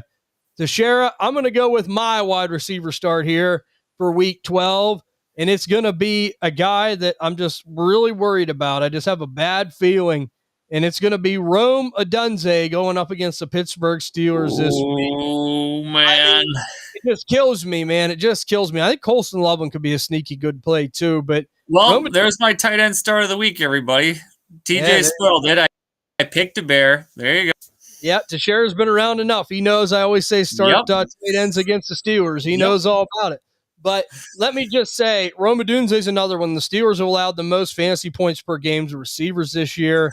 I mean, they've kind of been a little nicked up from time to time in the secondary. We've seen Jamar Chase, T. Higgins, different people like that just take their lunch from them. And, I mean, I expect no different from Rome Odunze. He's the number one target. It's clear that Caleb loves to go to him. I mean, he's going to throw him the ball probably at least 10 times in this game. And if they're anywhere near catchable, he's going to do some damage. And I think this is going to be one of them games that's going to be like, I don't think it's going to be super high scoring, but I mean, if anyone could visit the end zone, I think Rome Odunze can. I mean, it's going to kill me, Teixeira, but I think that he could do very well this week. What do you think about Rome going up against the Steelers? When you said his name initially, I just heard the Jaws theme playing in my head. Is the da-dun, da-dun, da-dun, because I think it's coming. He's had some lower point games here. He's had some lower performances. I think he's due for one of these big ceiling games. And unfortunately, it might just come to your Pittsburgh Steelers, but you laid it out there perfectly, the recipe for what's going to be his path to success. And it really hinges on Caleb Williams' accuracy and his consistency with his deep ball and able to get it to Rome Odunze. And I think that the Steelers, by hook or by crook, will find a way to make Caleb Williams look like a quarterback one this week. And yeah, I think you should fire up Rome Odunze. And you know how I feel. I won't be able to brag in the chat to you and Bob because I'll be in a bad mood. So, it's a win-win for Tashara and Bob this week. But yeah, I like Rome Odunze quite a bit as well. We have Michael Goldfeld asking, nice to have you with us, Michael, if you're here for the first time. Glad to have you. Asks, do you think Joe Burrow will play again this season? Tashara, I believe that you said it's looking like against the Ravens next week, they're saying? That's what they said. That's what they're aiming for. He'd had a whole full week of practice and went extremely well for him, and they feel that he's right on track for his point. And during his post-practice conferences, he addressed to one of the beat reporters that he is planning on to start that Thanksgiving game. He just needs to be cleared by doctors and team staff and given the green light. So Burrow is ready to go, whether the team decides that's what the option is. And I truly feel that the Bengals are just a bungled organization to the fact that they could be 1-16 or 14-2. They're gonna start their Ferrari and put them on the highway there, and they don't care if they have insurance on that car or not. They're just gonna ride till the wheels fall off. Like Big Culture Bob says, they have sports cars, but they don't put them in the garage. So yes, I mean, good for Michael. He will be back from what we're seeing. It's looking that way because they're not totally dead from this playoff race yet, right? So I mean, they're getting closer. Well, where are they? Like, they're obviously below the Ravens, but how far off are the Steelers? They're still a couple games back, but the thing is, they're not totally dead, right? Like, I mean, they run. If they run the table, they have a chance. So, I mean, there's definitely still a possibility there. Plus, I mean, they're paying this guy a lot of money. He's been out so much. You think that they got to play him some. So that's for Michael. Hopefully, it's looking that way. Joe Burrow will be back next week on Thanksgiving. That's what it's trending towards. Country Boy Jazz, a friend of ours. Week 12 PPR. Start who? 1 quarterback, 2 running back, 2 receivers, 1 tight end, 1 flex. Okay, so we'll start with the quarterbacks first. 1 quarterback. We have Brock Purdy, Patrick Mahomes. You have to start 1 quarterback. Who you going with there? Patrick Mahomes. I think the backs to the wall, like, I'm not betting against Patrick Mahomes. I feel like he's going to be hucking and chucking it. They don't have a running game, which I preached about the trade deadline all season. They don't have the threat. They're very one-dimensional. He's their leading rusher, so by his legs or by his arm, I think the job gets done with Patrick Mahomes this week. I like what I saw from Brock Purdy last week.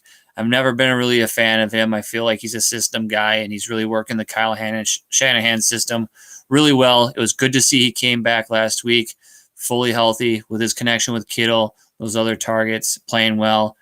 But I think that Panthers defense is a little bit deserving of more respect in the passing game and whether or not holding quarterbacks to the median or average play. And they're also playing hot too. I know they have to travel across country, but I just like Mahomes' ceiling over Brock Purdy.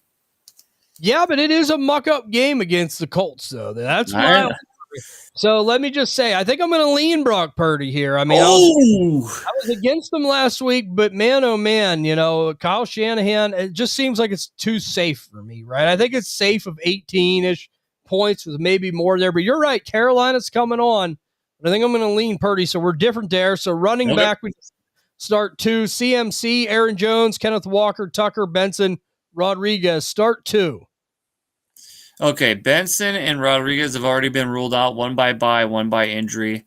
Walker, I'm going to stick by your creed, TJ. I can't start the turd, whether he does well or not. I just don't trust that. So I'm going to go CMC here and Sean Tucker. I'm going to go with the hot hand. Although I love my boy, Aaron Jones. I love him going back home, playing Green Bay. I just think that Jones is a little bit handicapped by the inefficiencies of that offense and the passing attacks deficiencies as far as sustaining drives and getting into the goal-to-goal situations enough. I think that Walker or Tucker's on the better offense, so I'm going to go CMC and Sean Tucker. Okay, so I think I'm going to have to agree with you there, Teixeira, but it does intrigue me a little bit with Aaron Jones because I going up Green Bay in a revenge type of game, but we know that Minnesota's offense has kind of been floundering a little bit. So, yeah, I mean, just based off of volume, I think I got to play Tucker and CMC there. Two receivers, Olave, Diggs, Pierce, Jennings, Burden, Terry. So you got to play two wideouts, Teixeira. Who are you going to play? Terry's on by, so no. Jennings, I absolutely do not like him, so you're never gonna get that out of me. Pierce and Burden are way too boom busty in the sense that they're really high volatile risk plays that I don't want to rely on in this lineup because I think Olave and Diggs are the safer and better wide receiving options out of these two. So I'm going to go with those two guys. Definitely, I agree. And look, I mean, Cincinnati, Stephon Diggs. I mean, it was looking like Stephon Diggs. So, yeah, give me Diggs and Olave at the receiver spot as well. Tight end, we have A.J. Barner, Cade Otton. Who are you going to go this week because we know Waller's on IR? I'm going to go with A.J. Barner. I like what he's been doing recently with Sam Darnold. As much as Sam has floundered, I think that Barner is a good option here. I just don't know what sort of Otton we're going to get. That's right. And I have to agree. Go with A.J. Barner there. I'm with you, Teixeira. I think I'm going to lean that direction. And Michael said, I'm a Jamar Chase owner, so it's nice to have Burrow back. Hell yeah. Absolutely. Me too, Michael. That is nice. That really helps. I mean, it really helps a lot. And we have Ignacio asking Lamar or Bryce Young. So we have Bryce Young who just absolutely lit it up, and people were just like, oh, man, I can't believe this finally. But I'm not going to overthink it, Ignacio. I'm going to go with Lamar. Bryce Young, I mean, it's a good thing that he did last week, and it's nice, too, for Ted McMillan and this Panthers team for fantasy assets to finally get them rolling a little bit, right? So, yeah, I mean, I think that, that's definitely something you got to keep in the back of your mind. Maybe he's improving a little bit, but Lamar is still that stud, and they're playing the Jets, and, oh, man, I think he's going to feast on the Jets. I really do, don't you, Teixeira?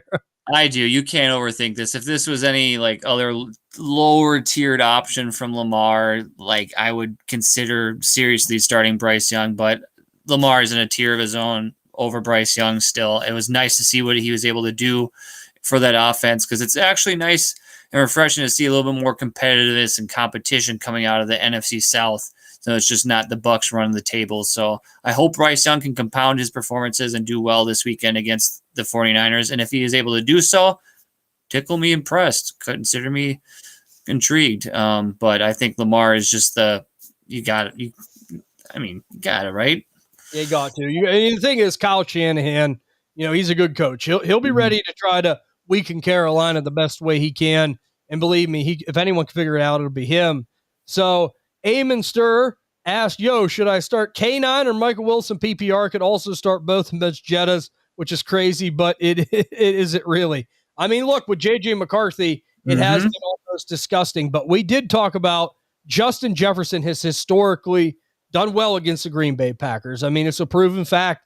I mean, history tends to repeat itself. Now, we know J.J. McCarthy hasn't been great, but look, I got to start Michael Wilson and Justin Jefferson. Kenneth Walker, he got that one touchdown. Like, that's the thing. Like, if he don't get it, then everyone's like, oh, man. What does his day look like if he didn't get that touch? I don't even know because I have 0 Kenneth Walker shares, so I don't know. I don't follow him at all.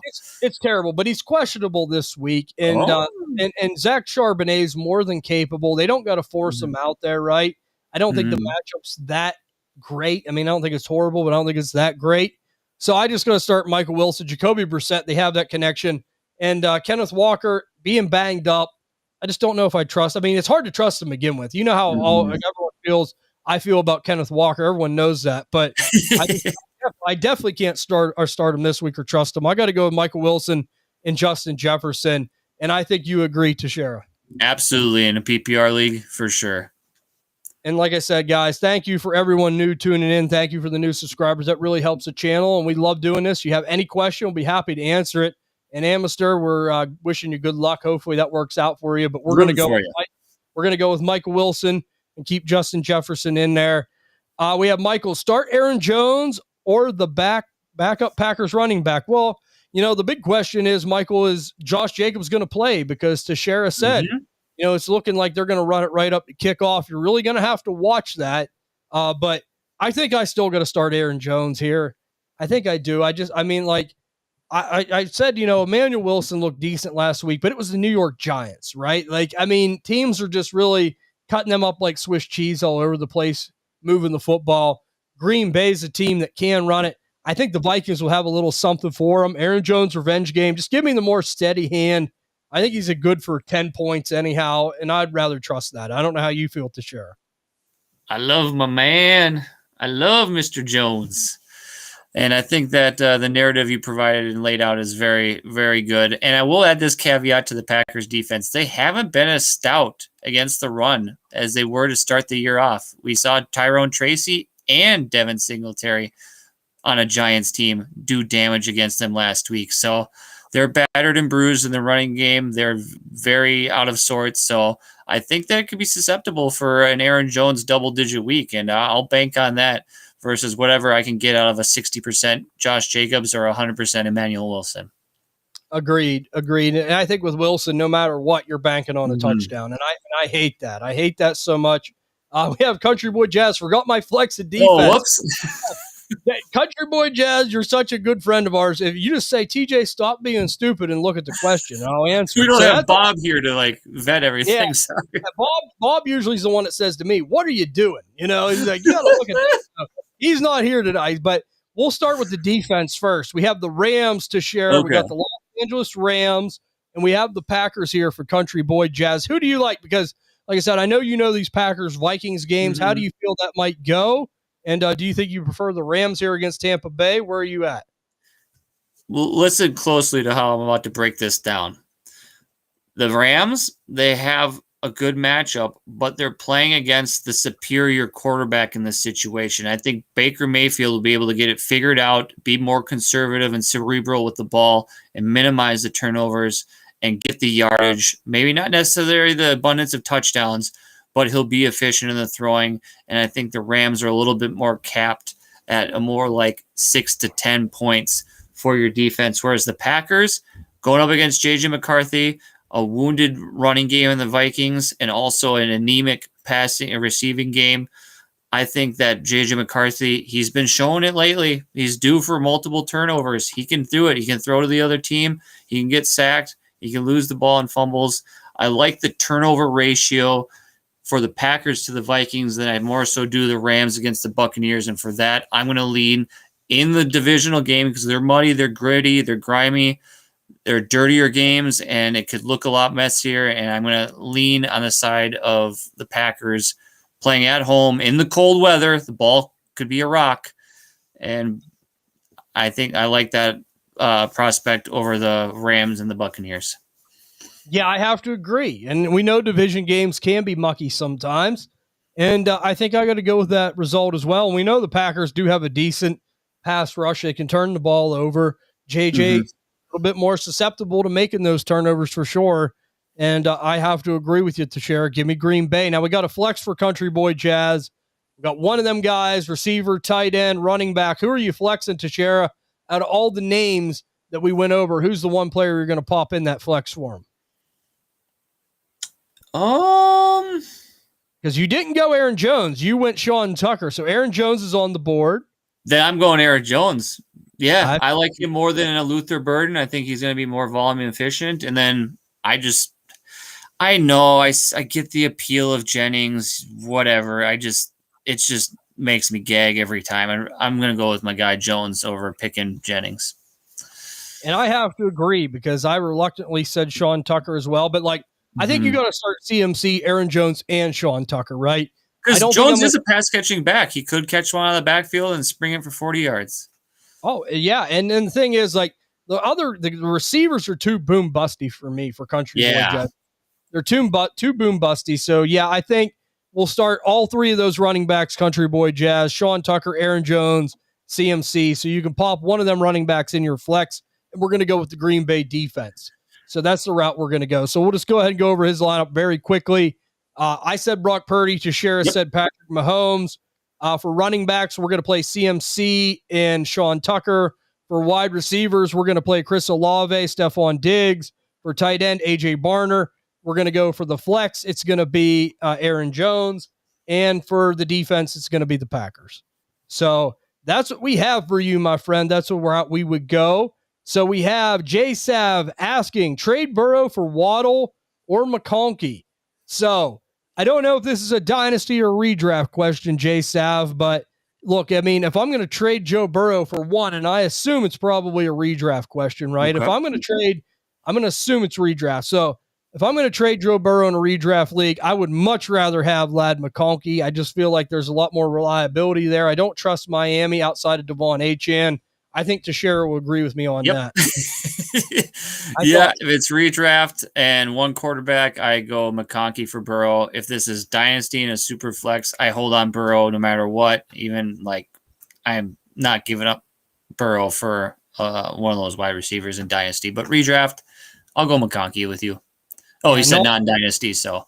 Yeah, definitely Ladd. If we're going to trade Burrow, Jason, we're going to go for Ladd there. Thank you for adding the context. Yeah, absolutely. That helps. And we have Ryan asking, happy week 12, fellas. Happy week 12, Ryan. We're happy to have you with us. PPR League, Keyshawn Boutte, Ricky Pearsall, or Sean Tucker. Do we trust Sean Tucker after one good game going against the Rams who have a good run defense? So, Teixeira, I'm going to turn this over here to you. We got a PPR League. You can pick one. Go ahead and go for it. All right, PPR League. I'm going to go with Pearsall, oddly enough. I think with Brock Purdy being back, I think healthy Pearsall, they could find the connection again. I know it was Kittle last week, but Pearsall was just coming back from injury, his first game back, getting the dust and the cobwebs off. I think they're going to be more of a connection. They're playing at home against the Panthers. I think their points will be scored, and I think he has opportunity to have a more of a ceiling game, more so than Boutte, because I think that Stephon Diggs and Hunter Henry still command the target volume in that offense, and we've seen Pop Douglas pull a couple out. I mean, I do like Boutte as a player. I like him more than Pearsall. I just think the situation calls more towards Pearsall. Being that it's full PPR, I'd choose a wide receiver over the running back. But I do trust Sean Tucker because Bucky Irving is still hurt. He's out. Rashad White hasn't shown us anything that's really separating himself or really commanding a 60-40 split in that offense. And then Sean Tucker is showing juice, freshness, the ability to stay healthy, and yards after catch when he is catching the ball, as well as being able to break through tackles and really create bigger plays of what is given to him. So I think with Sean Tucker's performances, I know we alluded it on some of the shows. If you haven't tuned in, check us out on Apple Podcasts and Spotify, as we talked about it earlier this week. But Sean Tucker is providing some value for us rest of season and for Dynasty next year, as far as one of those running back targets to go after, like a Rico Dowdle or a Tyler Algier. Put a gold star next to their names along with Sean Tucker, because he will find himself on a team if he doesn't stick with the Buccaneers, and he will have an opportunity to be a 3-2 running back on one of these teams. So keep an eye out on that. Just want to throw that out there. But yeah, that's where I'd go with Pearsall. Okay, so I mean, I think I gotta go Sean Tucker, and I hate saying it, but like, my thing is 19 attempts. Like, that was a good amount of attempts, right? Rushing the ball last week. And I know it's a tough matchup, but my thing is, like, Ricky Pearsall really let me down and a lot of people down last week. He did. 1.75% snap share. Like, in Carolina's no, easy cookie when it comes to pass defense. I think they're 7th against wide receivers now. Ooh. Yeah. Keyshawn Boutte. I did not know that. So scrap Pierce. Sorry, don't listen to me. The Pearsall. No, I'd go with the hot hand. I did not know. I knew the Panthers were playing better. You guys talked about it, but like, my goodness. Right. Yeah. I mean, so I think I got to trust him. My thing is, put in context of trusting Sean Tucker. I don't trust him long term. Like Teixeira said, maybe down the road he'll get an opportunity somewhere else that we can revisit it. Right. But right now, I trust him in the short term. And I trust the fact that Tampa Bay will move the ball enough to give him red zone opportunities where he could punch in one of these cheap touchdowns, right? And he's going to see volume. No matter what, he's going to see volume.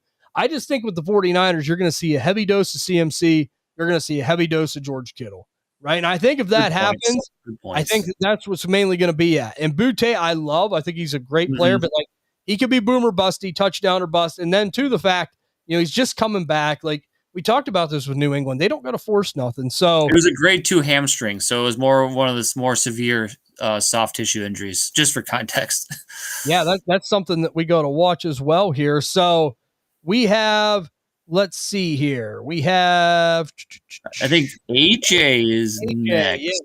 AJ here. He had 2 questions. I was just trying to see which one here. So he has roster Mahomes, Herbert, Cook, Genty, Judkins, Amon-Ra, Olave, McBride, Tyler Warren, Michael Wilson, Blake Corum, Ricky Pearsall.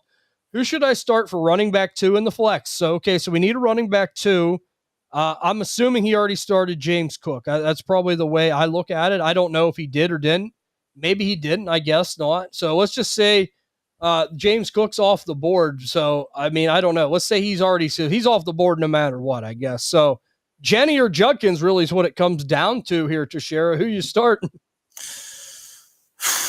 I'm going to go with Q is RB1 for you. I just trust him more so than I do Ashton Genty and that offensive line of the Raiders. I'm not going to overthink this. I think the Browns are going to protect and keep Shedeur in check. I don't think they're going to let him be Wild West throwing the ball over the place in his first game starting.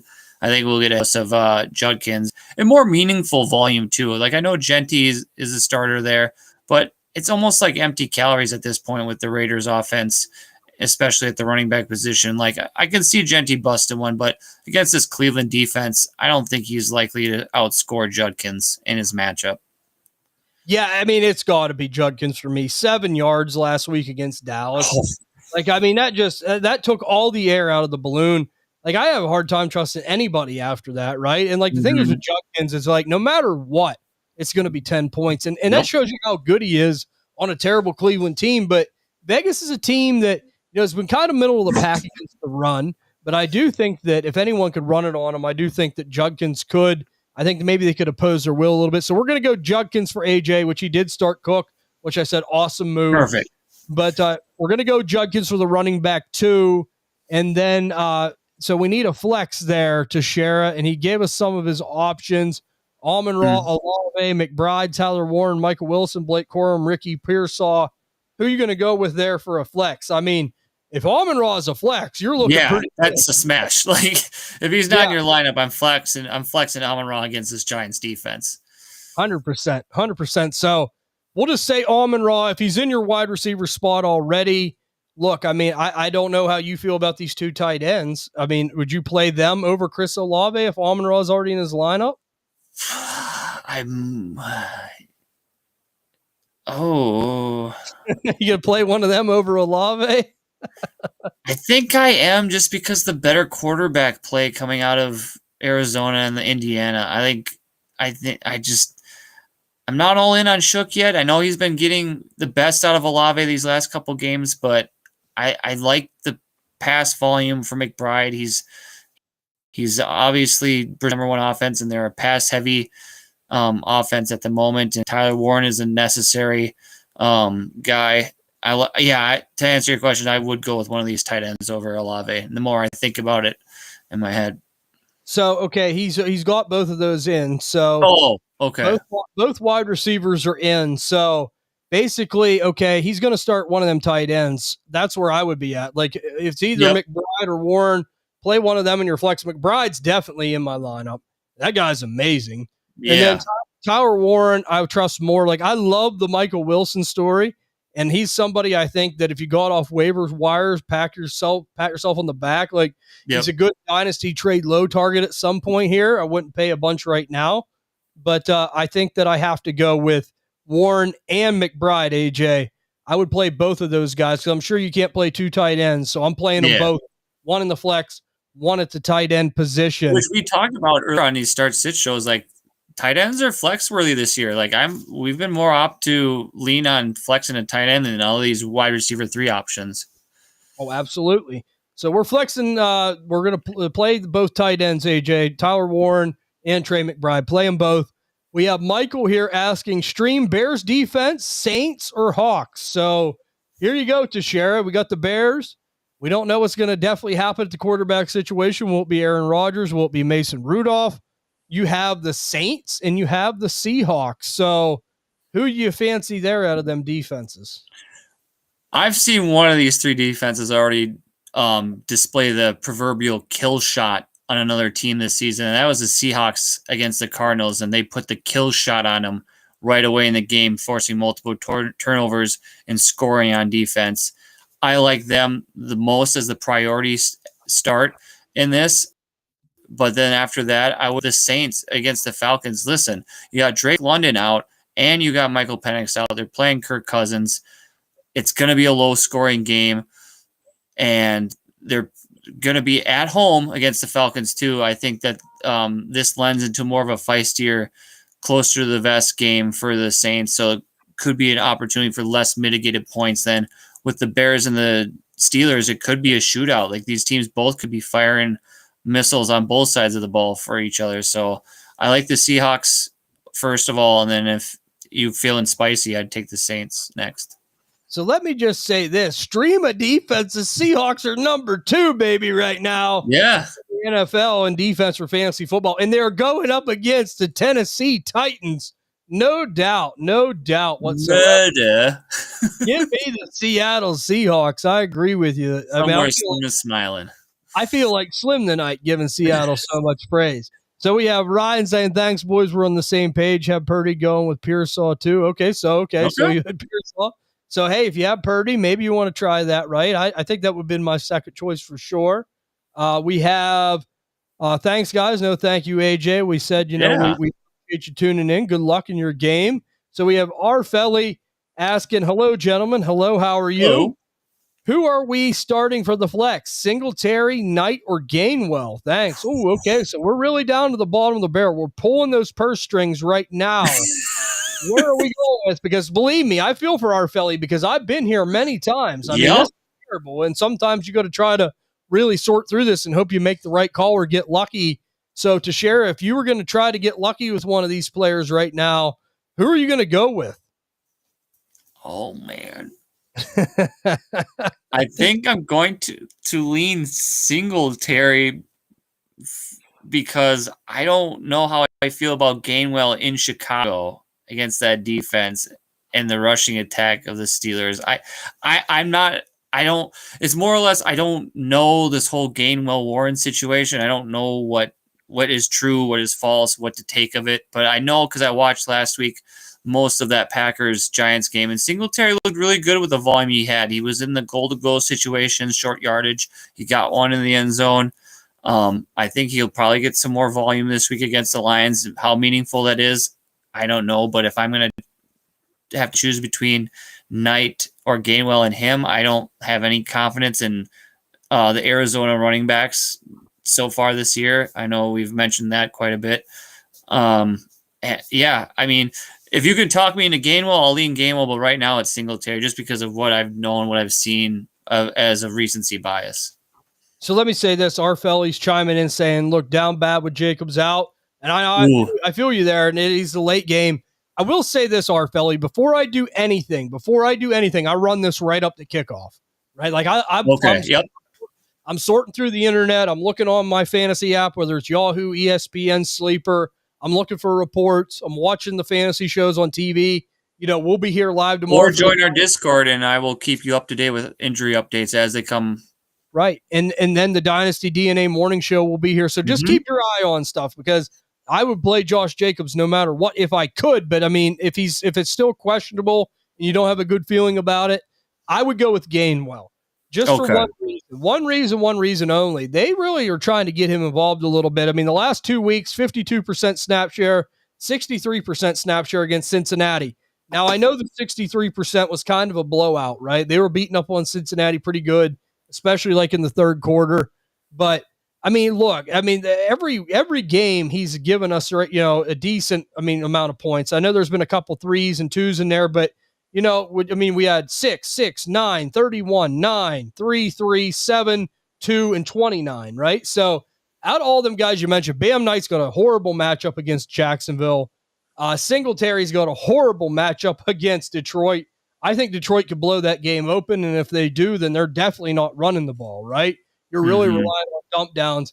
Kenneth Gainwell is a very good receiving back, and why he's able to get you that 9 to 10 point range sometimes is based off pass catching alone. So if he could get lucky, find his way in the end zone again, you really hit the pot of gold. But Arfelli, I would definitely be watching reports for Josh Jacobs right up until kickoff before 1 o'clock. Keep your eye on that. And if you still don't feel good about it, I would go with Gainwell. And it seems like they're trying to get him involved more. And I'm a Steelers fan. I've been watching the game. So I would feel you better. know your stuff. So I'm going to trust you this one on that. I'll go Gainwell over Singletary. I just have a better feeling about it. But let me just say, I've watched it, and they seem to want to get him involved. So we have Jay Poole asking Sean Tucker, Brees, or Judkins for my running back 2. My running back 1 is CMC. Salute. Okay, so CMC's running back 1's never a bad thing. So we have Sean Tucker, Brees Hall, or Judkins to share. Who are you playing there? Oh, in a perfect world, I'd want to say smash Brees. But do it.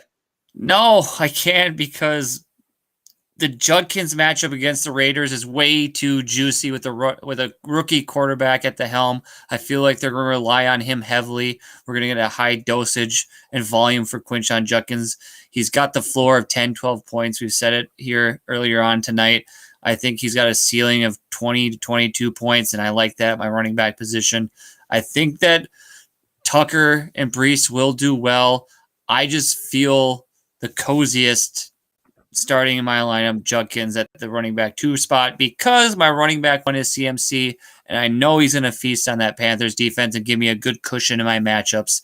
So if I'm looking for less of a fallout from my floor in my matchup, I could see that with Judkins. Like I'd be okay with getting 10 to 12 points out of Judkins in my lineup than seeing him with 20 something on my bench and seeing Tucker and Brees with 7 to 10 points in their matchups if it goes sideways. So let me ask, is Justin Fields starting or is it Tyrod Taylor? It's Tyrod Taylor. Give me Brees Hall. Oh man, I love the support. He hurts me. Give me Brees Hall here this week. I just think that the Jets need this. And, they've been playing a little like more, and we talked about this with Brees Hall. He's playing for a contract right now, right? Like he's going to try to do everything he can to get the best deal he can. I love Judkins, but like this could be that ugly 10 to 17 type of game against the Raiders. Shador looked terrible too. I mean, he just did. So Judkins is on tap. Give him the ball. But like the Raiders know it's coming. That's my only worry. And that's why I feel so bad for Q, because he's amazing, but like he's got to be. Well, if you're the Ravens too, you got to know that the Brees Hall is coming. Like, what else do the Jets have?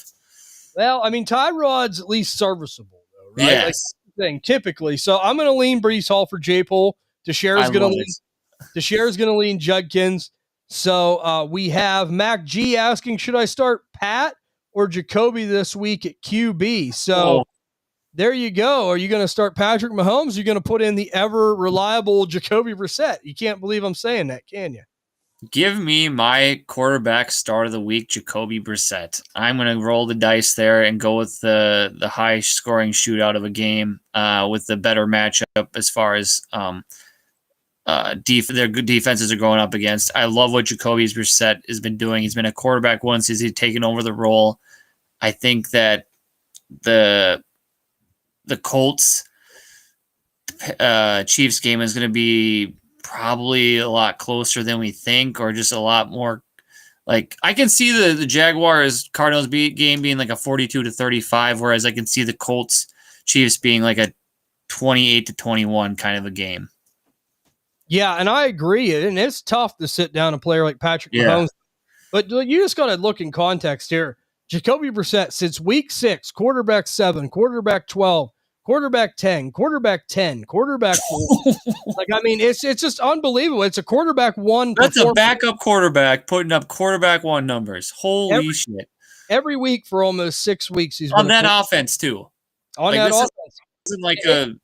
Yeah, and he's playing Jacksonville, who's just an absolute green light matchup, 25th against quarterbacks.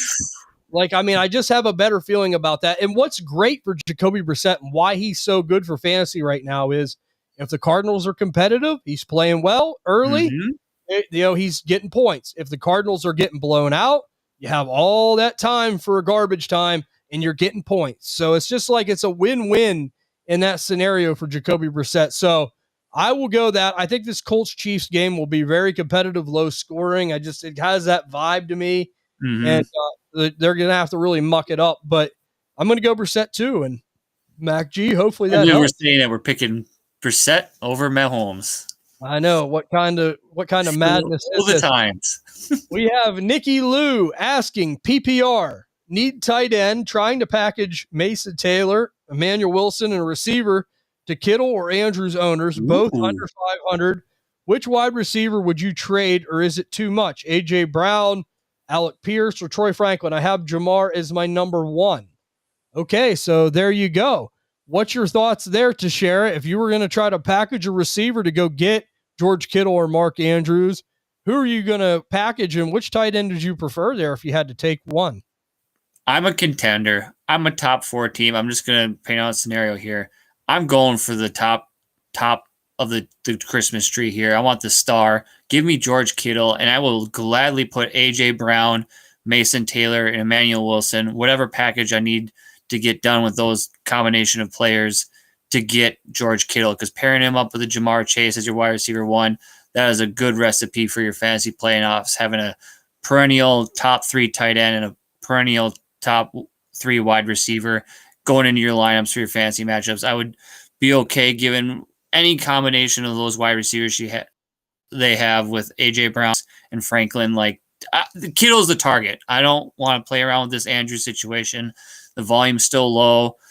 It's kind of touchdown or busty still with him. Whereas Kittle, you got that solid 10 to 12 point floor. You're going to have the ceiling games of probably like 20, 24 points, where that's where I'm going. I'm aiming for the ceiling here. I'm trying to get Kittle. That's the target for me.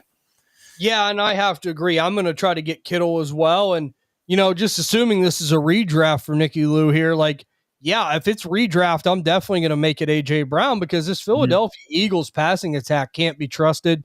I mean, he's clearly the best player of the 3, no doubt about it. But for this season, this one season, it hasn't been that way. I mean, Alec Pierce, Franklin are at least decent, okay flex options. A.J. Brown's and I hate that, Tashara. You know how it is. He's the guy that you're I got to play him. And then he gets you 3 points. You're shouldn't have played him. So that's where it's at. And I like what you said about Mark Andrews. He can't quarterback sneak it every week for a touchdown. And I do like Mark Andrews, but George Kittle, the big question is, will he be healthy, right? If he's healthy, no doubt about it. He could be a league winner at tight end. I mean, I just hope tight end and put a jinx on him with whistle to whistle.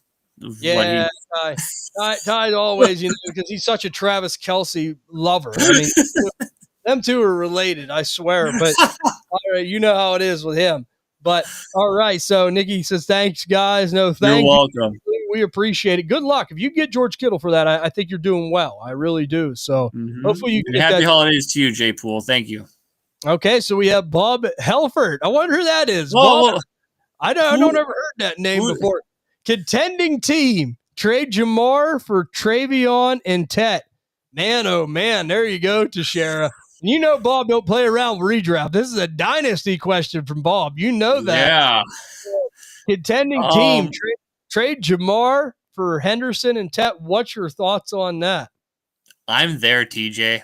I'm ready for the future. Give me the future. I'm ready to take King Tet and Travion Henderson and putting them in my running back 1 and wide receiver 1 for rest of my dynasty roster on that team. For whatever, I know Jamar Chase is Jamar Chase, but if we're going to constantly be getting this quarterback carousel, because let's be honest, Joe Burrow has not been healthy for the majority of his career. He's been in and out of the lineup. He's been missing a lot of games. And to Jamar Chase's credit, he's been making it work. He's been salvaging his career off backup quarterbacks and below average quarterback play without Joe Burrow being there. But with Joe Burrow being there, we know he's a 1-of-1 wide receiver. He's the top dog. He is what we want our other wide receivers to be like. And I've just seen enough of Henderson this season to know that I am okay with letting go of Jamar Chase to get these 2 guys to be my founding rocks and my structural integrity pieces on my dynasty rosters going forward, that I could be comfortable giving up Jamar Chase in that 2-for-1. I'm getting depth too. I'm getting. I couldn't do this for a 2-for-2, but 2-for-1. I'm there. Oh, and I agree, and I agree with a lot of points that you said there, especially about Joe Burrow and the Cincinnati offense. And Bob is the big believer in culture. Yeah. He's been saying Carolina's getting a little bit better. He's starting to warm up to them just a little bit, and he loves New England's culture. But yeah, I mean, 2-for-1 too. As a contender, 2-for-1. And the thing is, Jamar Chase, like, he can disappear from time. Like he's a great fantasy asset. He's great. He's a great receiver, but like it does seem like every once in like a blue moon, maybe a playoff game, he'll vanish. So you get 2-for-1. Yep. That's a good move. And you're getting younger, Tet 22, Jamar 25. Yep. You're resetting the clock a little bit. And look, if Tet could do that with Bryce Young, if they got an elite quarterback, think what he could do. So I think that I have to go with that route. And he also says, blown call and whistle, the tight end discussion, trade for both Kelsey and Kittle. There you go. So I think Bob settled it, and I think that's a good answer because I've been the one preaching, flex tight ends this year, and it's worked great. So, Bob, we think that's a good call on your part. And I did miss that so much. I love tight ends. I think it was because Ty disrespected Kittle so much. The look on your face on that, it's like, what the hell did you just say? I think when Ty disrespected him so much, it just threw me for a loop. I couldn't really think the way I wanted to think. I'm like, well, I couldn't believe he said that, considering it's a veteran player as well. But where did we leave off to share? Did you give your receiver start? You said Rashee Rice, yes. I believe, right? Okay, Let me pull back up my stuff. Or I said Roma Dunze. So now we're into the tight ends, and I believe your hand for your tight end start this week. Go ahead and tell us. You called it. You called it. Yes, believe it or not, unplug your ears, take the blinders off. I mean, bring your jaw back up to your face. Going Colston Loveland against these Pittsburgh Steelers at home with Caleb Williams at quarterback. I am painfully admitting to say that he could finish another quarterback one finish this week if all things go well. And the Pittsburgh Steelers defense is inept, as TJ has described them to be in the past here, against receiving options, specifically to the tight end. And I think you can confidently roll out Loveland in your lineups at the tight end position over some of these other options. I think he's got a ceiling of 16 points and a floor of 10 points this week. He can find an end zone at least once, and I'm going to be done with that. Have fun. Yeah, and I mean, look, it seems like at least they're trying to get him involved, right? So yes, like the people that too. The people that do have shares of him, it's like it's a breath of life. Like you needed this, and a lot of people drafted him hoping he could maybe be that tight end one of the future. So like the good thing is at least we've seen them trying to get him in the game plan. And yes, the Steelers are very inept against tight end play. So like if Loveland's going to do it, this could be another week. So Teixeira, I don't mind that play at all. But I'm going to go for old reliable, and it's going to be a guy that, I have on so many rosters. Like I was telling you, I flex this guy a lot. He very rarely lets me down for the most part, and the matchup is so good this week. Give me Hunter Henry going up against the Cincinnati Bengals this week. It's been a little bit since our friend Hunter Henry really visited the end zone, and I think he's due. Some say he's overdue. Usually he gives a guy that get you right around that 10-point floor. And but Cincinnati has just been getting killed against tight ends. I mean, you go back to the Steelers game where all three of them had a touchdown, like Darnell Washington, Pat Freiermuth, Jonnu Smith. Like they all scored. It was a hat trick of touchdowns for tight ends against Cincinnati. They are the worst team in the league, giving up most fantasy points per game to the tight end position. And if you have Hunter Henry and you're hoping to get one of them 20-point games back, this is definitely one that I would circle on the calendar. So I have to play him this week, and we'll see what happens. And you guys know how we feel about the New England Patriots offense and the pieces there. So, yes, give me Hunter Henry. And to share it, it's going to be the sits for Week 12. Here we go. It is the sits here for Week 12. Who do you have for us? I think this is low-hanging fruit. I tried to avoid it, and be a little bit more. What? Quarterback. We're going to do a quarterback sit. Okay. Quarterbacks of the week. You know me. I try to, stay away from low-hanging fruit just to, keep things and do a little bit more of a deeper dive on you guys to give you more, detailed context to your lineup decisions. But this week, I couldn't avoid it, and I really want to be adamant on the community to don't fall for this. Don't fall for the trap. Don't eat from the poisonous fruit. Stay away from Kirk Cousins this week, even though they're on the road playing the New Orleans Saints, a bad team, and they're lowly themselves, but do not fall for the Kirk Cousins trap. He's down his best weapon. Darnell Mooney is a trap. He's also a trap. Avoid him if you can. But Kirk Cousins, I just don't like the odds. He's got an underperforming tight end in Kyle Pitts. This over-under, I think that you can count on it being a very much an under for this game. It's going to be sloppy, and they're just going to probably overfeed these running backs between Tyler Algier and Bijan Robinson and try to keep the ball out of Kirk Cousins' hands. I got a ceiling of 14 points from him and a floor of 8 points. I don't see a pathway to where this guy would be in a super flex league, your quarterback 2, or in a redraft league at your quarterback 1 spot, why you'd be as desperate enough to have to start this man. I would start other options like Cam Ward or Tyler Shook, more desperate options like that than I would ever want to try to resort to trotting out Kirk Cousins on his first start after having the majority of the year off and a bunch of dust and cobwebs on that arm. I'm not feeling it. Yeah, and it's bad in Atlanta, very bad across the board. And if you have Bijan Robinson and Drake London down the stretch, it's going to be, man, it could really be a blow. So hopefully it don't get that bad, but you're right. I'm definitely not playing him. There's some people considering him on the wire, and it's hard to bring him up. Like, I just think you can't do it right now. Like, he'd be one of my last resort plays. And we're going to go over to my quarterback sit here for week 12.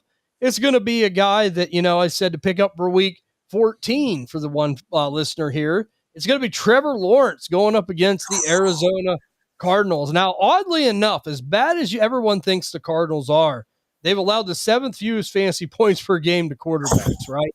They've actually done very well against fantasy quarterbacks. And, he's only topped 20 fantasy points twice this season, Trevor Lawrence. Oof. Look, he's been that consistent 14 to 12-ish type of guy. But, man, oh, man, there's been some bye weeks in there, right? We've seen some quarterbacks go down.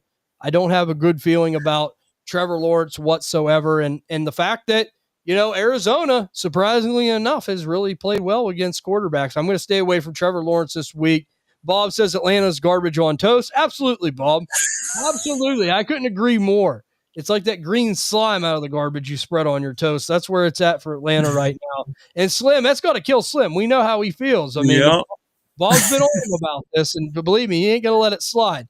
So Bob, now if you're here in the chat still, I want to know your sex on toast pick of the week. What's your sex on toast level play of the week? If you could throw it for us here in the chat. That's right. I haven't thrown that saying out lately. It only comes out every once in a while. But Bob, go ahead and give us that if you have a good one. Let's go into running backs here. Running back that you're going to be sitting for week 12 to share. Who's riding the pine? My ride the pine this week is going to be Bam Knight and any of those other sprinkled in Arizona running backs against the Jacksonville Jaguars. Jaguars have been playing respectfully against running backs for the most part this season, but the main premise to why I'm having them as my running back sits of the week is this. Jacoby Brissett is throwing, and he's throwing often. They're not relying on the running game, and the running game hasn't been producing points in the goal-to-go areas or in the red zone or short to gain. They're not a pivotal part of that offense. Brissett has been taking over this offense and putting it on his back with Michael Wilson, Craig Dortch, and Trey McBride, and I just don't think the volume this week or the opportunity for scoring for any of those Arizona running backs would justify even pivoting if you have a Josh Jacobs to throwing into your lineup to get for desperation points for plays. I know Bam Knight last week found his way into the end zone, but after that, it was crickets. If it's either touchdown or bust for these guys, and as we get closer to the fantasy playoffs, I just would really tread with caution and want to put out a warning out there. Just try to avoid, specifically this week, the Arizona backfield. Yeah, and I have to agree. And, Jacoby's played very well, no doubt about that. But, just don't ever give me a warm, fuzzy feeling when it's like a backup quarterback and backup running back. When the whole backfield is second string, third string. Well, Arizona's really down to third string now for running back. It just isn't a good recipe, right? And, look, I just don't think that they're going to really get it going. Like you said, they got to get it inside the 5 for him to have any kind of chance to salvage any kind of a fantasy day, really, right? I have to agree with you.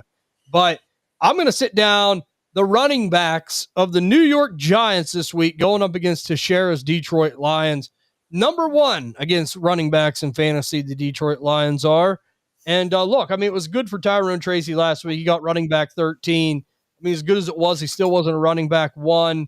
And look at the week before, 67% snap share, running back 34 against Chicago. Detroit, his defense is a lot more stout than what the Bears are, and the Bears have a good defense. But if they shut him down, I don't like Devin Singletary. I don't like Tyrone Tracy this week. Now, some people might have no other choice than to play Tyrone Tracy, and if that's the best you have, I understand. But if there are some other guys there on the board, like if I have Zach Charbonnet or Tyrone Tracy, I'm playing Zach Charbonnet big time this week. I have a better feeling about it. So let's go into some receivers here, Teixeira. Wide receivers sit for week 12. Who do you have for us? We alluded to him earlier, but I know the volume was lately before the bye week. He had 7 targets. He had 14 targets, 8 receptions, 10 receptions. But I think this is more fiction than fact because we got a healthy Josh Downs coming back. We got Tyler Warren in that offense, and we all know the jacket holder, Michael Pittman. He's the number one go-to guy for Daniel Jones. And I just don't see a way of fitting Alex Pierce into your lineups this week, even at the flex spot or wide receiver 3. I just think it's getting too cute as we get too closer to these fantasy playoffs of trying to jam a square peg in a round hole. And that's what I feel like Alex Pierce is for fantasy football. He's a square peg in a round hole. It looks good with the numbers, and it says that you should, but I just want to reiterate, he had Josh Downs in that offense out.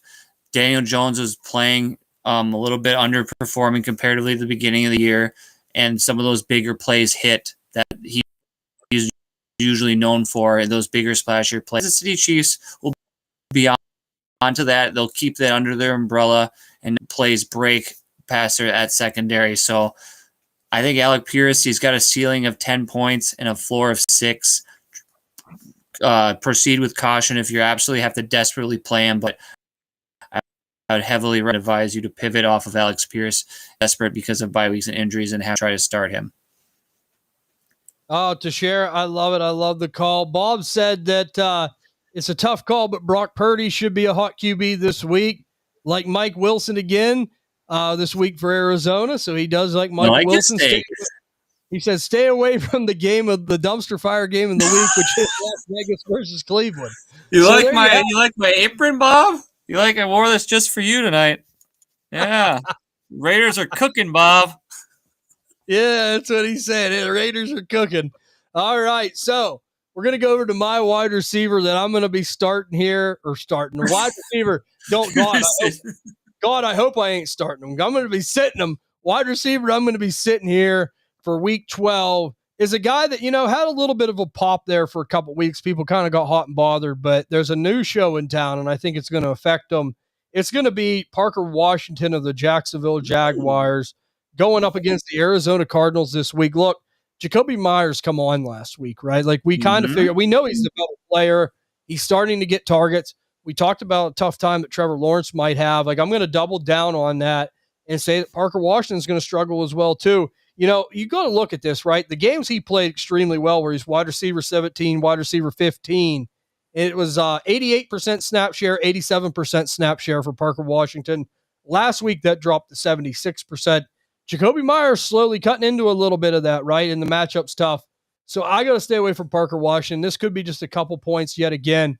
Bob said that the Raiders are cooking sewage. There you go, Sarah. Cooking sewage this week with the Las Vegas Raiders. So Parker Washington, I'm going to sit. Teixeira, here you go.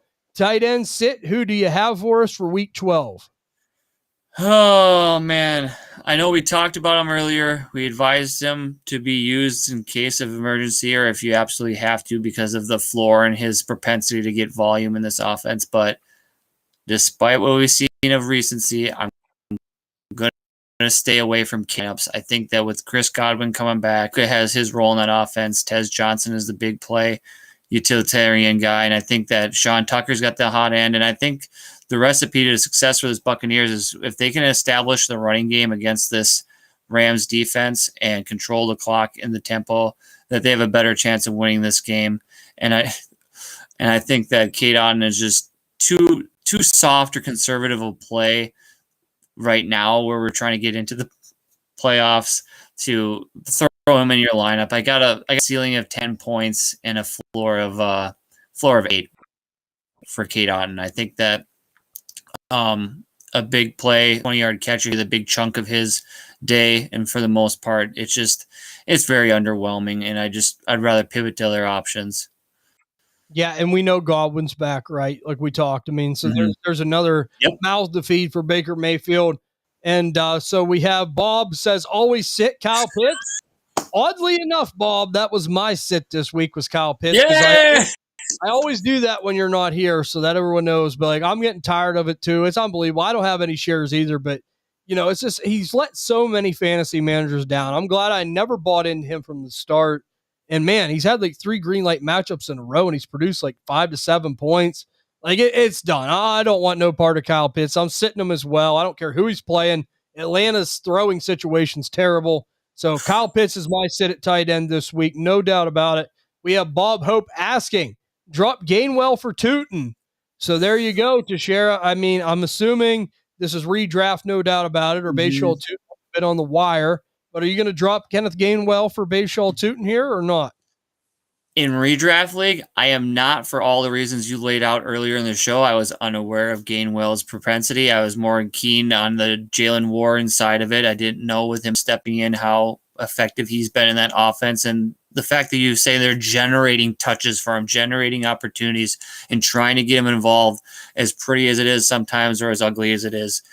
Tootin's not the case. He did get an opportunity in volume in a blue game for context. They were beating the Chargers. They were beating them badly. So he got the ball often enough later on in that game. And he made, not to punish him, he made the most of his opportunities, and he did well with it in his performances. But in redraft, I think I'm going to have to stick with the guy that they're trying to get the ball to, with a starting at Jalen Warren that's a little banged up. He's hurt right now, so he's not starting, so he's going to get a little bit more volume than Tootin. But I will say, Bayshall Tootin in Dynasty Leagues, he's got one of my gold stars as far as targets for this offseason or rest of season. If someone's that's out of contention there in a rebuilding team and you're looking to scoop him up to add to your roster as a contender going into next year for Dynasty purposes, just keep his name out there for as a sort of stash bench option for depth at your running back room for the next season at Dynasty. But for redraft, I'm going to stick with Gainwell. Yeah, and I have to agree for all the same reasons you laid out. Like, I mean, it was good to see what Bayshall Tootin did, but it wasn't a blowout. So, yeah, I'm going to keep Gainwell there. And Jalen Warren has a history of getting injured. And if he gets injured again, it could be really good for Kenneth Gainwell. It could be really wheels up, no doubt about it. And we're going to go to he also has Drake May or Jalen Hurts. Yeah, I just seen that. Drake May or Jalen Hurts. Who are you going to go with this week, Teixeira? I'm going to stay with the hot hand of Drake May. As much as I like that matchup against Dallas for the Eagles, I just May is on fire, and they're throwing the ball more effectively and better, and like he's just looking better, and I can't sit him down and put Hurts in over him. I just can't, even with the rushing upside of Hurts and the tush push convenience of getting 6 points off a touchdown. I just can't. Right. And I mean, as good as it was, Jalen Hurts was quarterback 8 against Dallas the first time they played. And that is really good, but it isn't like amazingly good either. Right. So this is a division game. I mean, I don't expect Dallas to lay down for them. I mean, they're not a good team, but I mean, I do expect them to put up a little bit of a fight. And I look at Drake May. He's due for a blow-up game again. It's been a while since we've seen one of them quarterback 2 performances. Been a couple weeks. This matchup's very favorable. I got to go Drake May here because the matchup's just too good for me to pass up. And he offers rushing upside as well, just like Jalen Hurts does. So we're going to go keep Gainwell, and we're going to start May this week here for Bob. We have Xenigi asking, I have to sit one. Who should I sit? Goddard, Sean Tucker, or Kareem Hunt? There you go, Teixeira. Who are you going to sit there? Goddard, Sean Tucker, or Kareem Hunt? I think I'm going to Goddard of the 3. I just don't trust that passing volume out of Philadelphia, whereas I think Kareem Hunt is going to get his opportunities and proven to be the goal line back in Kansas City with Pacheco being listed out. Like here, I think that volume and opportunity is going to trump whatever that's salvaged by Goddard in that passing attack. Because with Lane Johnson out, it's going to affect the timing and rhythm of Jalen Hurts as far as pass protection. So it might benefit in the short intermediate routes, but I'm not really sold on the passing attack for the Eagles, as I haven't been all season long. I think I'm going to sit Sean Tucker out of the three, right? Like, I mean, Goddard has been like the one player, like as far as passing goes for the Eagles, has been the one player that's been pretty consistent. Tight end 6 on the year. I mean, he's good for right around 10 points a game, usually. I mean, I think that with Tucker, he's going to see a ton of volume, but the matchup is very, very tough. And the thing is, though, Rachaad White is still there. Do I think he's going to steal a bunch of work? No, but I just see Goddard being a guy that, you know, we've seen what, 1, 2, 3, 4, 5, about 6, 7 touchdowns out of Dallas Goedert this year. And I think that he could do it against Dallas. So he usually plays them very well, if I remember right, typically too. So give me Dallas Goedert, Kareem Hunt. And Kareem Hunt's been kind of coming on, you know, a little bit with Isaiah Pacheco being hurt. So I think I got to go with Goddard, and I'm going to go with Kareem Hunt there for Exenike. Hopefully that helps. And Teixeira, here we go. We're down to the Dabble Fantasy Start of the Week and the Dabble Fantasy Sit of the Week, brought to you by Dabble Fantasy. As everyone knows, Dabble Fantasy sponsors Dynasty DNA. If you are a first-time user, use the promo code DNA4, and as a first-time user, you will get a $10 in free play. Why not try it? They got all kinds of great stuff over there, whether we pick 'ems, higher, lowers, all kinds of great stuff. And we just picked up another subscriber. We thank you guys for that. If you have any questions, thank you. Continue to drop them in there. So Teixeira, here you go. Dabble Fantasy Start of the Week. Who are you going to go with this week? This week, my Dabble Fantasy Start of the Week is the running back for the Detroit Lions. I'm going with Jahmyr Gibbs. I think he's going to have a smash day on offense. I know he did well against that Philadelphia defense last week, and if he could do that sort of damage against the Philly defense, it looked very opposing for the overall offense. I think Jahmyr Gibbs at this point in the season is matchup proof. I think he's going to have himself a ceiling of 26 points and a floor of 18 points for fantasy. I know we like to see him to hit the 30s, but I just don't see the volume for opportunity. If this is a blowout, they might pull him later on in the game. I would hope to see it a blowout, but I like Jahmyr Gibbs as my dynasty or my Dabble Fantasy Start of the Week. Okay, I like it. Bob says May is food, sex on toast with a shot of the best bourbon and ice cream on top. And, you know, Bob really loves it when he gets to rub it into Slim, because we were picking on Slim on the deep dive saying, we got to go with Drake May. He wouldn't listen, Bob. I know. And then he also says, what's Travis Hunter worth in Dynasty 27 second? Do you ask for more? I mean, Bob, look, I know what you kind of think. I think it's kind of like I'm not knocking the young guy's talent. I mean, I think that he is kind of this awesome athlete, this weird prospect generational like athlete, but does that translate to a great football player? And we talk about Jacksonville screwing people up like the way they want to use them, but there is a lot of name hype there with Travis Hunter. I think I would be a little bit more patient. If he had one of them games like he had like a couple weeks before he got injured, I would try to get a 27 first right away. Like as soon as someone be like really excited and getting jumped back in or sucked back into that, then I would take a 27 first. I think it's just a little bit too, a little bit too low right now. Getting several Hunter questions in the Discord. So there you go. We talk about Hunter, and he says Slim is lovingly. Yes, he is. And Bob, I do have a couple of start sick questions in the Discord if you want to hit them. Yeah, go ahead. Just that way, if anyone has any more, we'll get them in before we sign off. Yeah, and if anybody's looking to Discord server, that you can hop in and join the channel. It has all different kinds of content and advice and information, and an amazing community that's willing to help each other out and give us the best fantasy knowledge and insight that we possibly can for our decisions match day. So the first question comes from Tizboss.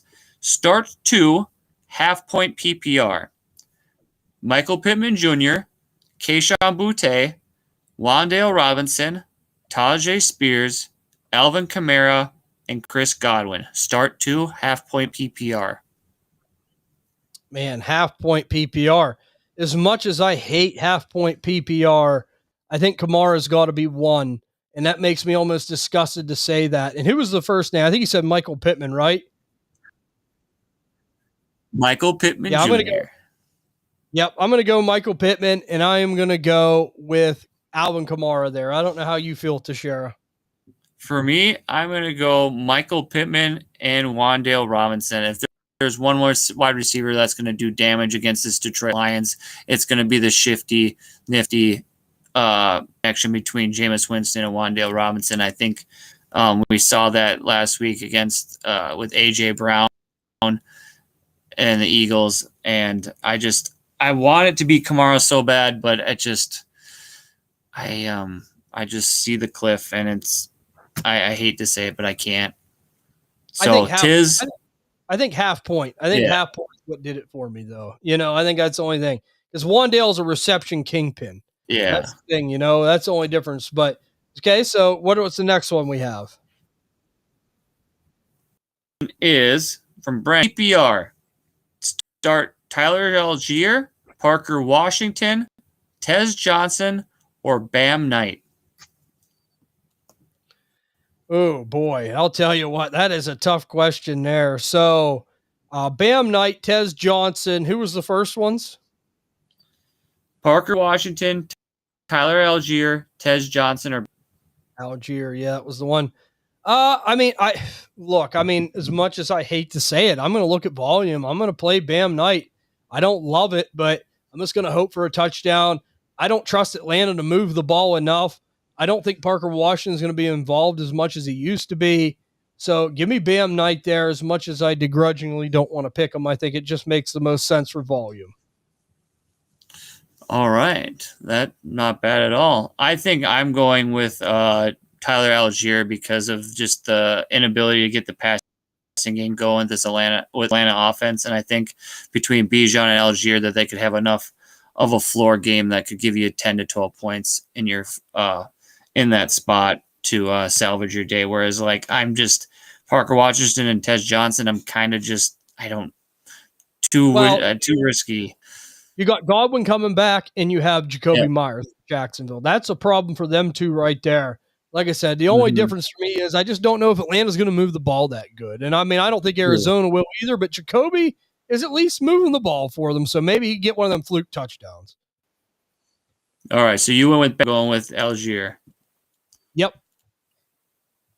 All right. Those are our Discord questions.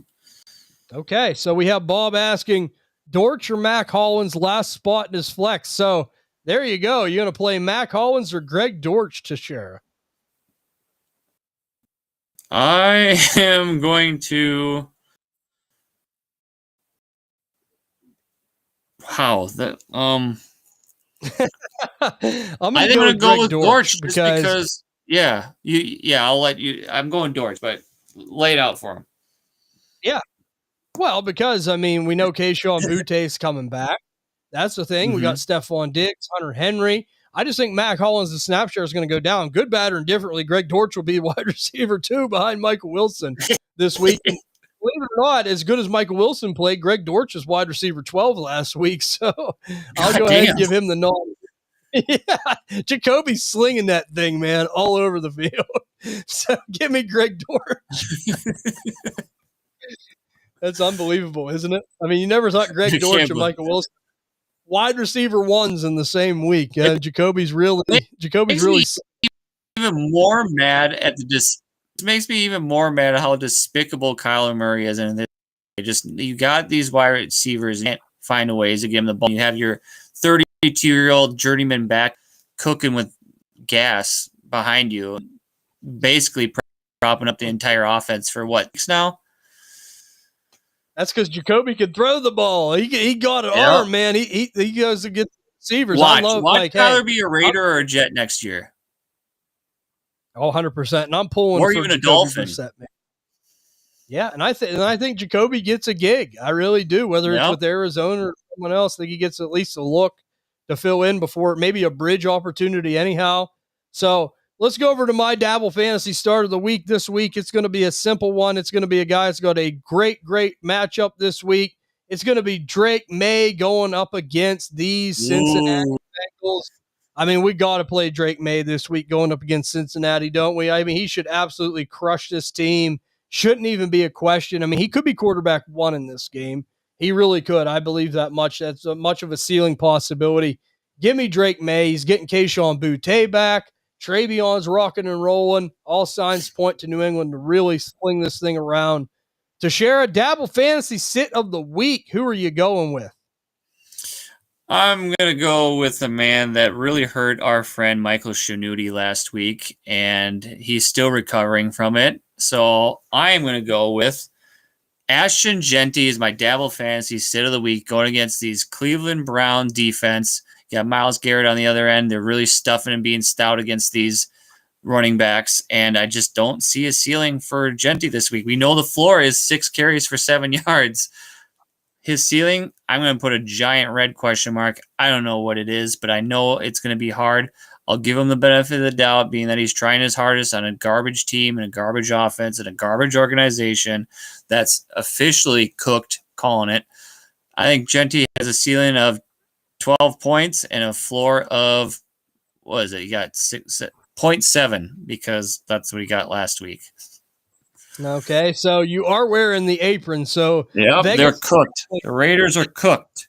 The Raiders are cooked, to share is saying, just like Bob said a while back. Bob says Kyler Murray is the biggest trash QB in the league. He could be, so that's why the Jets and the Raiders would be really good landing spots, Bob. Though that'd be great. You know, I know you'd love that for either team.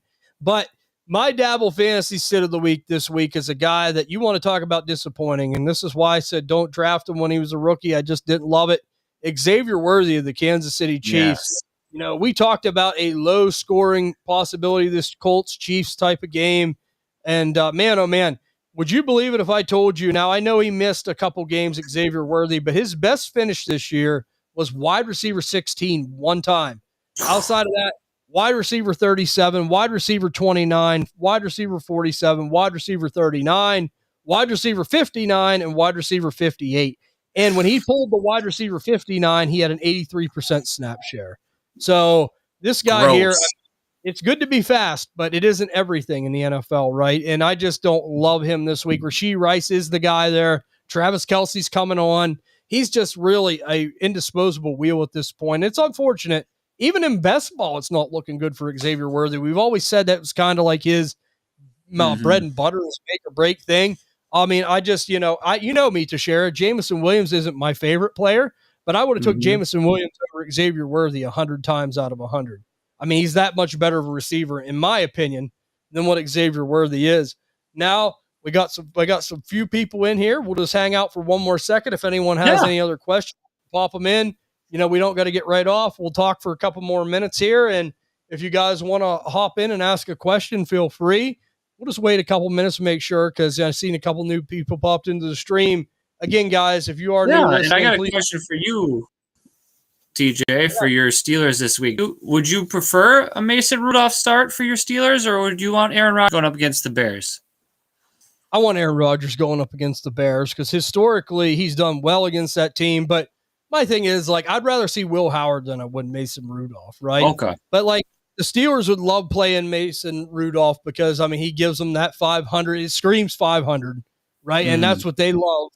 But he could definitely keep them in the game, Mason. I don't doubt that. And, I mean, he could even pull the win out against Chicago. But, I mean, just given Aaron Rodgers' track record, like, I would much rather have him playing against Chicago right now. And if I had DK Metcalf, if I had Jalen Warren, if I had, you know, any of these guys from the Steelers, which if you do, you're pretty dire straits.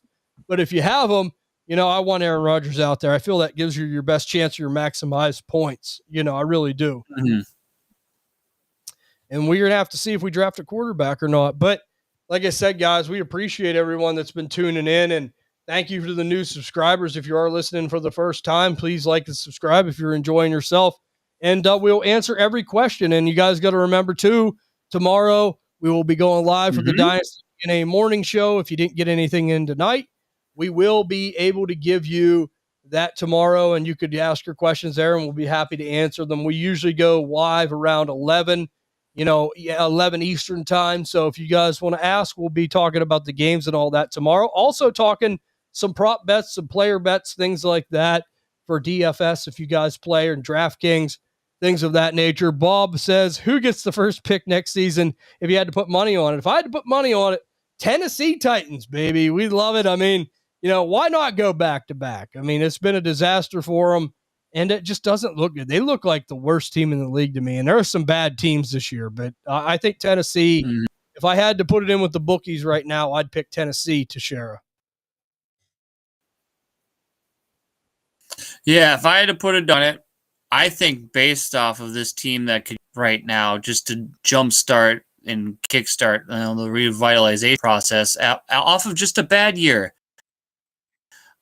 I would go with the Washington Commanders. I think they should be losing games in a tougher division, try to catch up with the Titans, and then get that one of the, if not the number one pick, the top 2 pick in the draft next year, because they need to find something, because that offense is anemic and that defense is getting old and needs reinforcements. Yeah, for sure. Bob says that he asks the best questions. I think Bob's trying to play role reversal tonight. Usually I ask about the bad teams and aggravate him. So now he's trying to get under my skin again. I know what he's up to. Get him back tomorrow on the Culture Shock. That's right. That's right. He knows it's coming. But let me just say this. I think we'll call it off. We'll sign off. And like I said, you guys have any questions tomorrow, you feel free to hop into the Dynasty DNA morning show. But let me just say this. We appreciate all the support, you guys. We thank you. We always enjoy doing this to Shara and myself. We'll answer every question. We're glad to take your questions. And let me just say, if you are tuning in for the last time before this week, I know I speak for everyone here saying, hope you and your family have a good Thanksgiving. Enjoy yourself. Watch a lot of football. And, me and Tashara will be back next week yet again on Saturday, doing Stardom Sit 'em Saturday. So we'll be here. If you are enjoying the content on Spotify, Apple Pod, Stitcher, Amazon, any of the big podcasting platforms, go check it out if you haven't gone over there yet. Follow, 5-star the show if you do enjoy it. We appreciate that. And leave comments, and the Spotify comments have been coming. We appreciate that. I know myself, Tashara, Bob are usually active in the Spotify comments. We'll answer any comments you have. So would love to have you there. And also got to remember, Bob will be in the Culture Shock tomorrow night. So if you don't make it to the Dynasty DNA morning show, you get to hear Bob's thoughts on everything post-week 12, some players, teams, what have you. But look, I know I speak for everyone here at the Dynasty DNA Network, Bob, Tashara, myself, everyone that does the shows. We hope you guys have a great, great rest of your weekend ahead of you. Enjoy yourself. We'll see you tomorrow for the Dynasty DNA morning show around 11 a.m. Eastern time, live on YouTube and Twitter. But until then, good luck at all your games, and we'll see you all on the next episode of Stardom Sit 'em Saturday.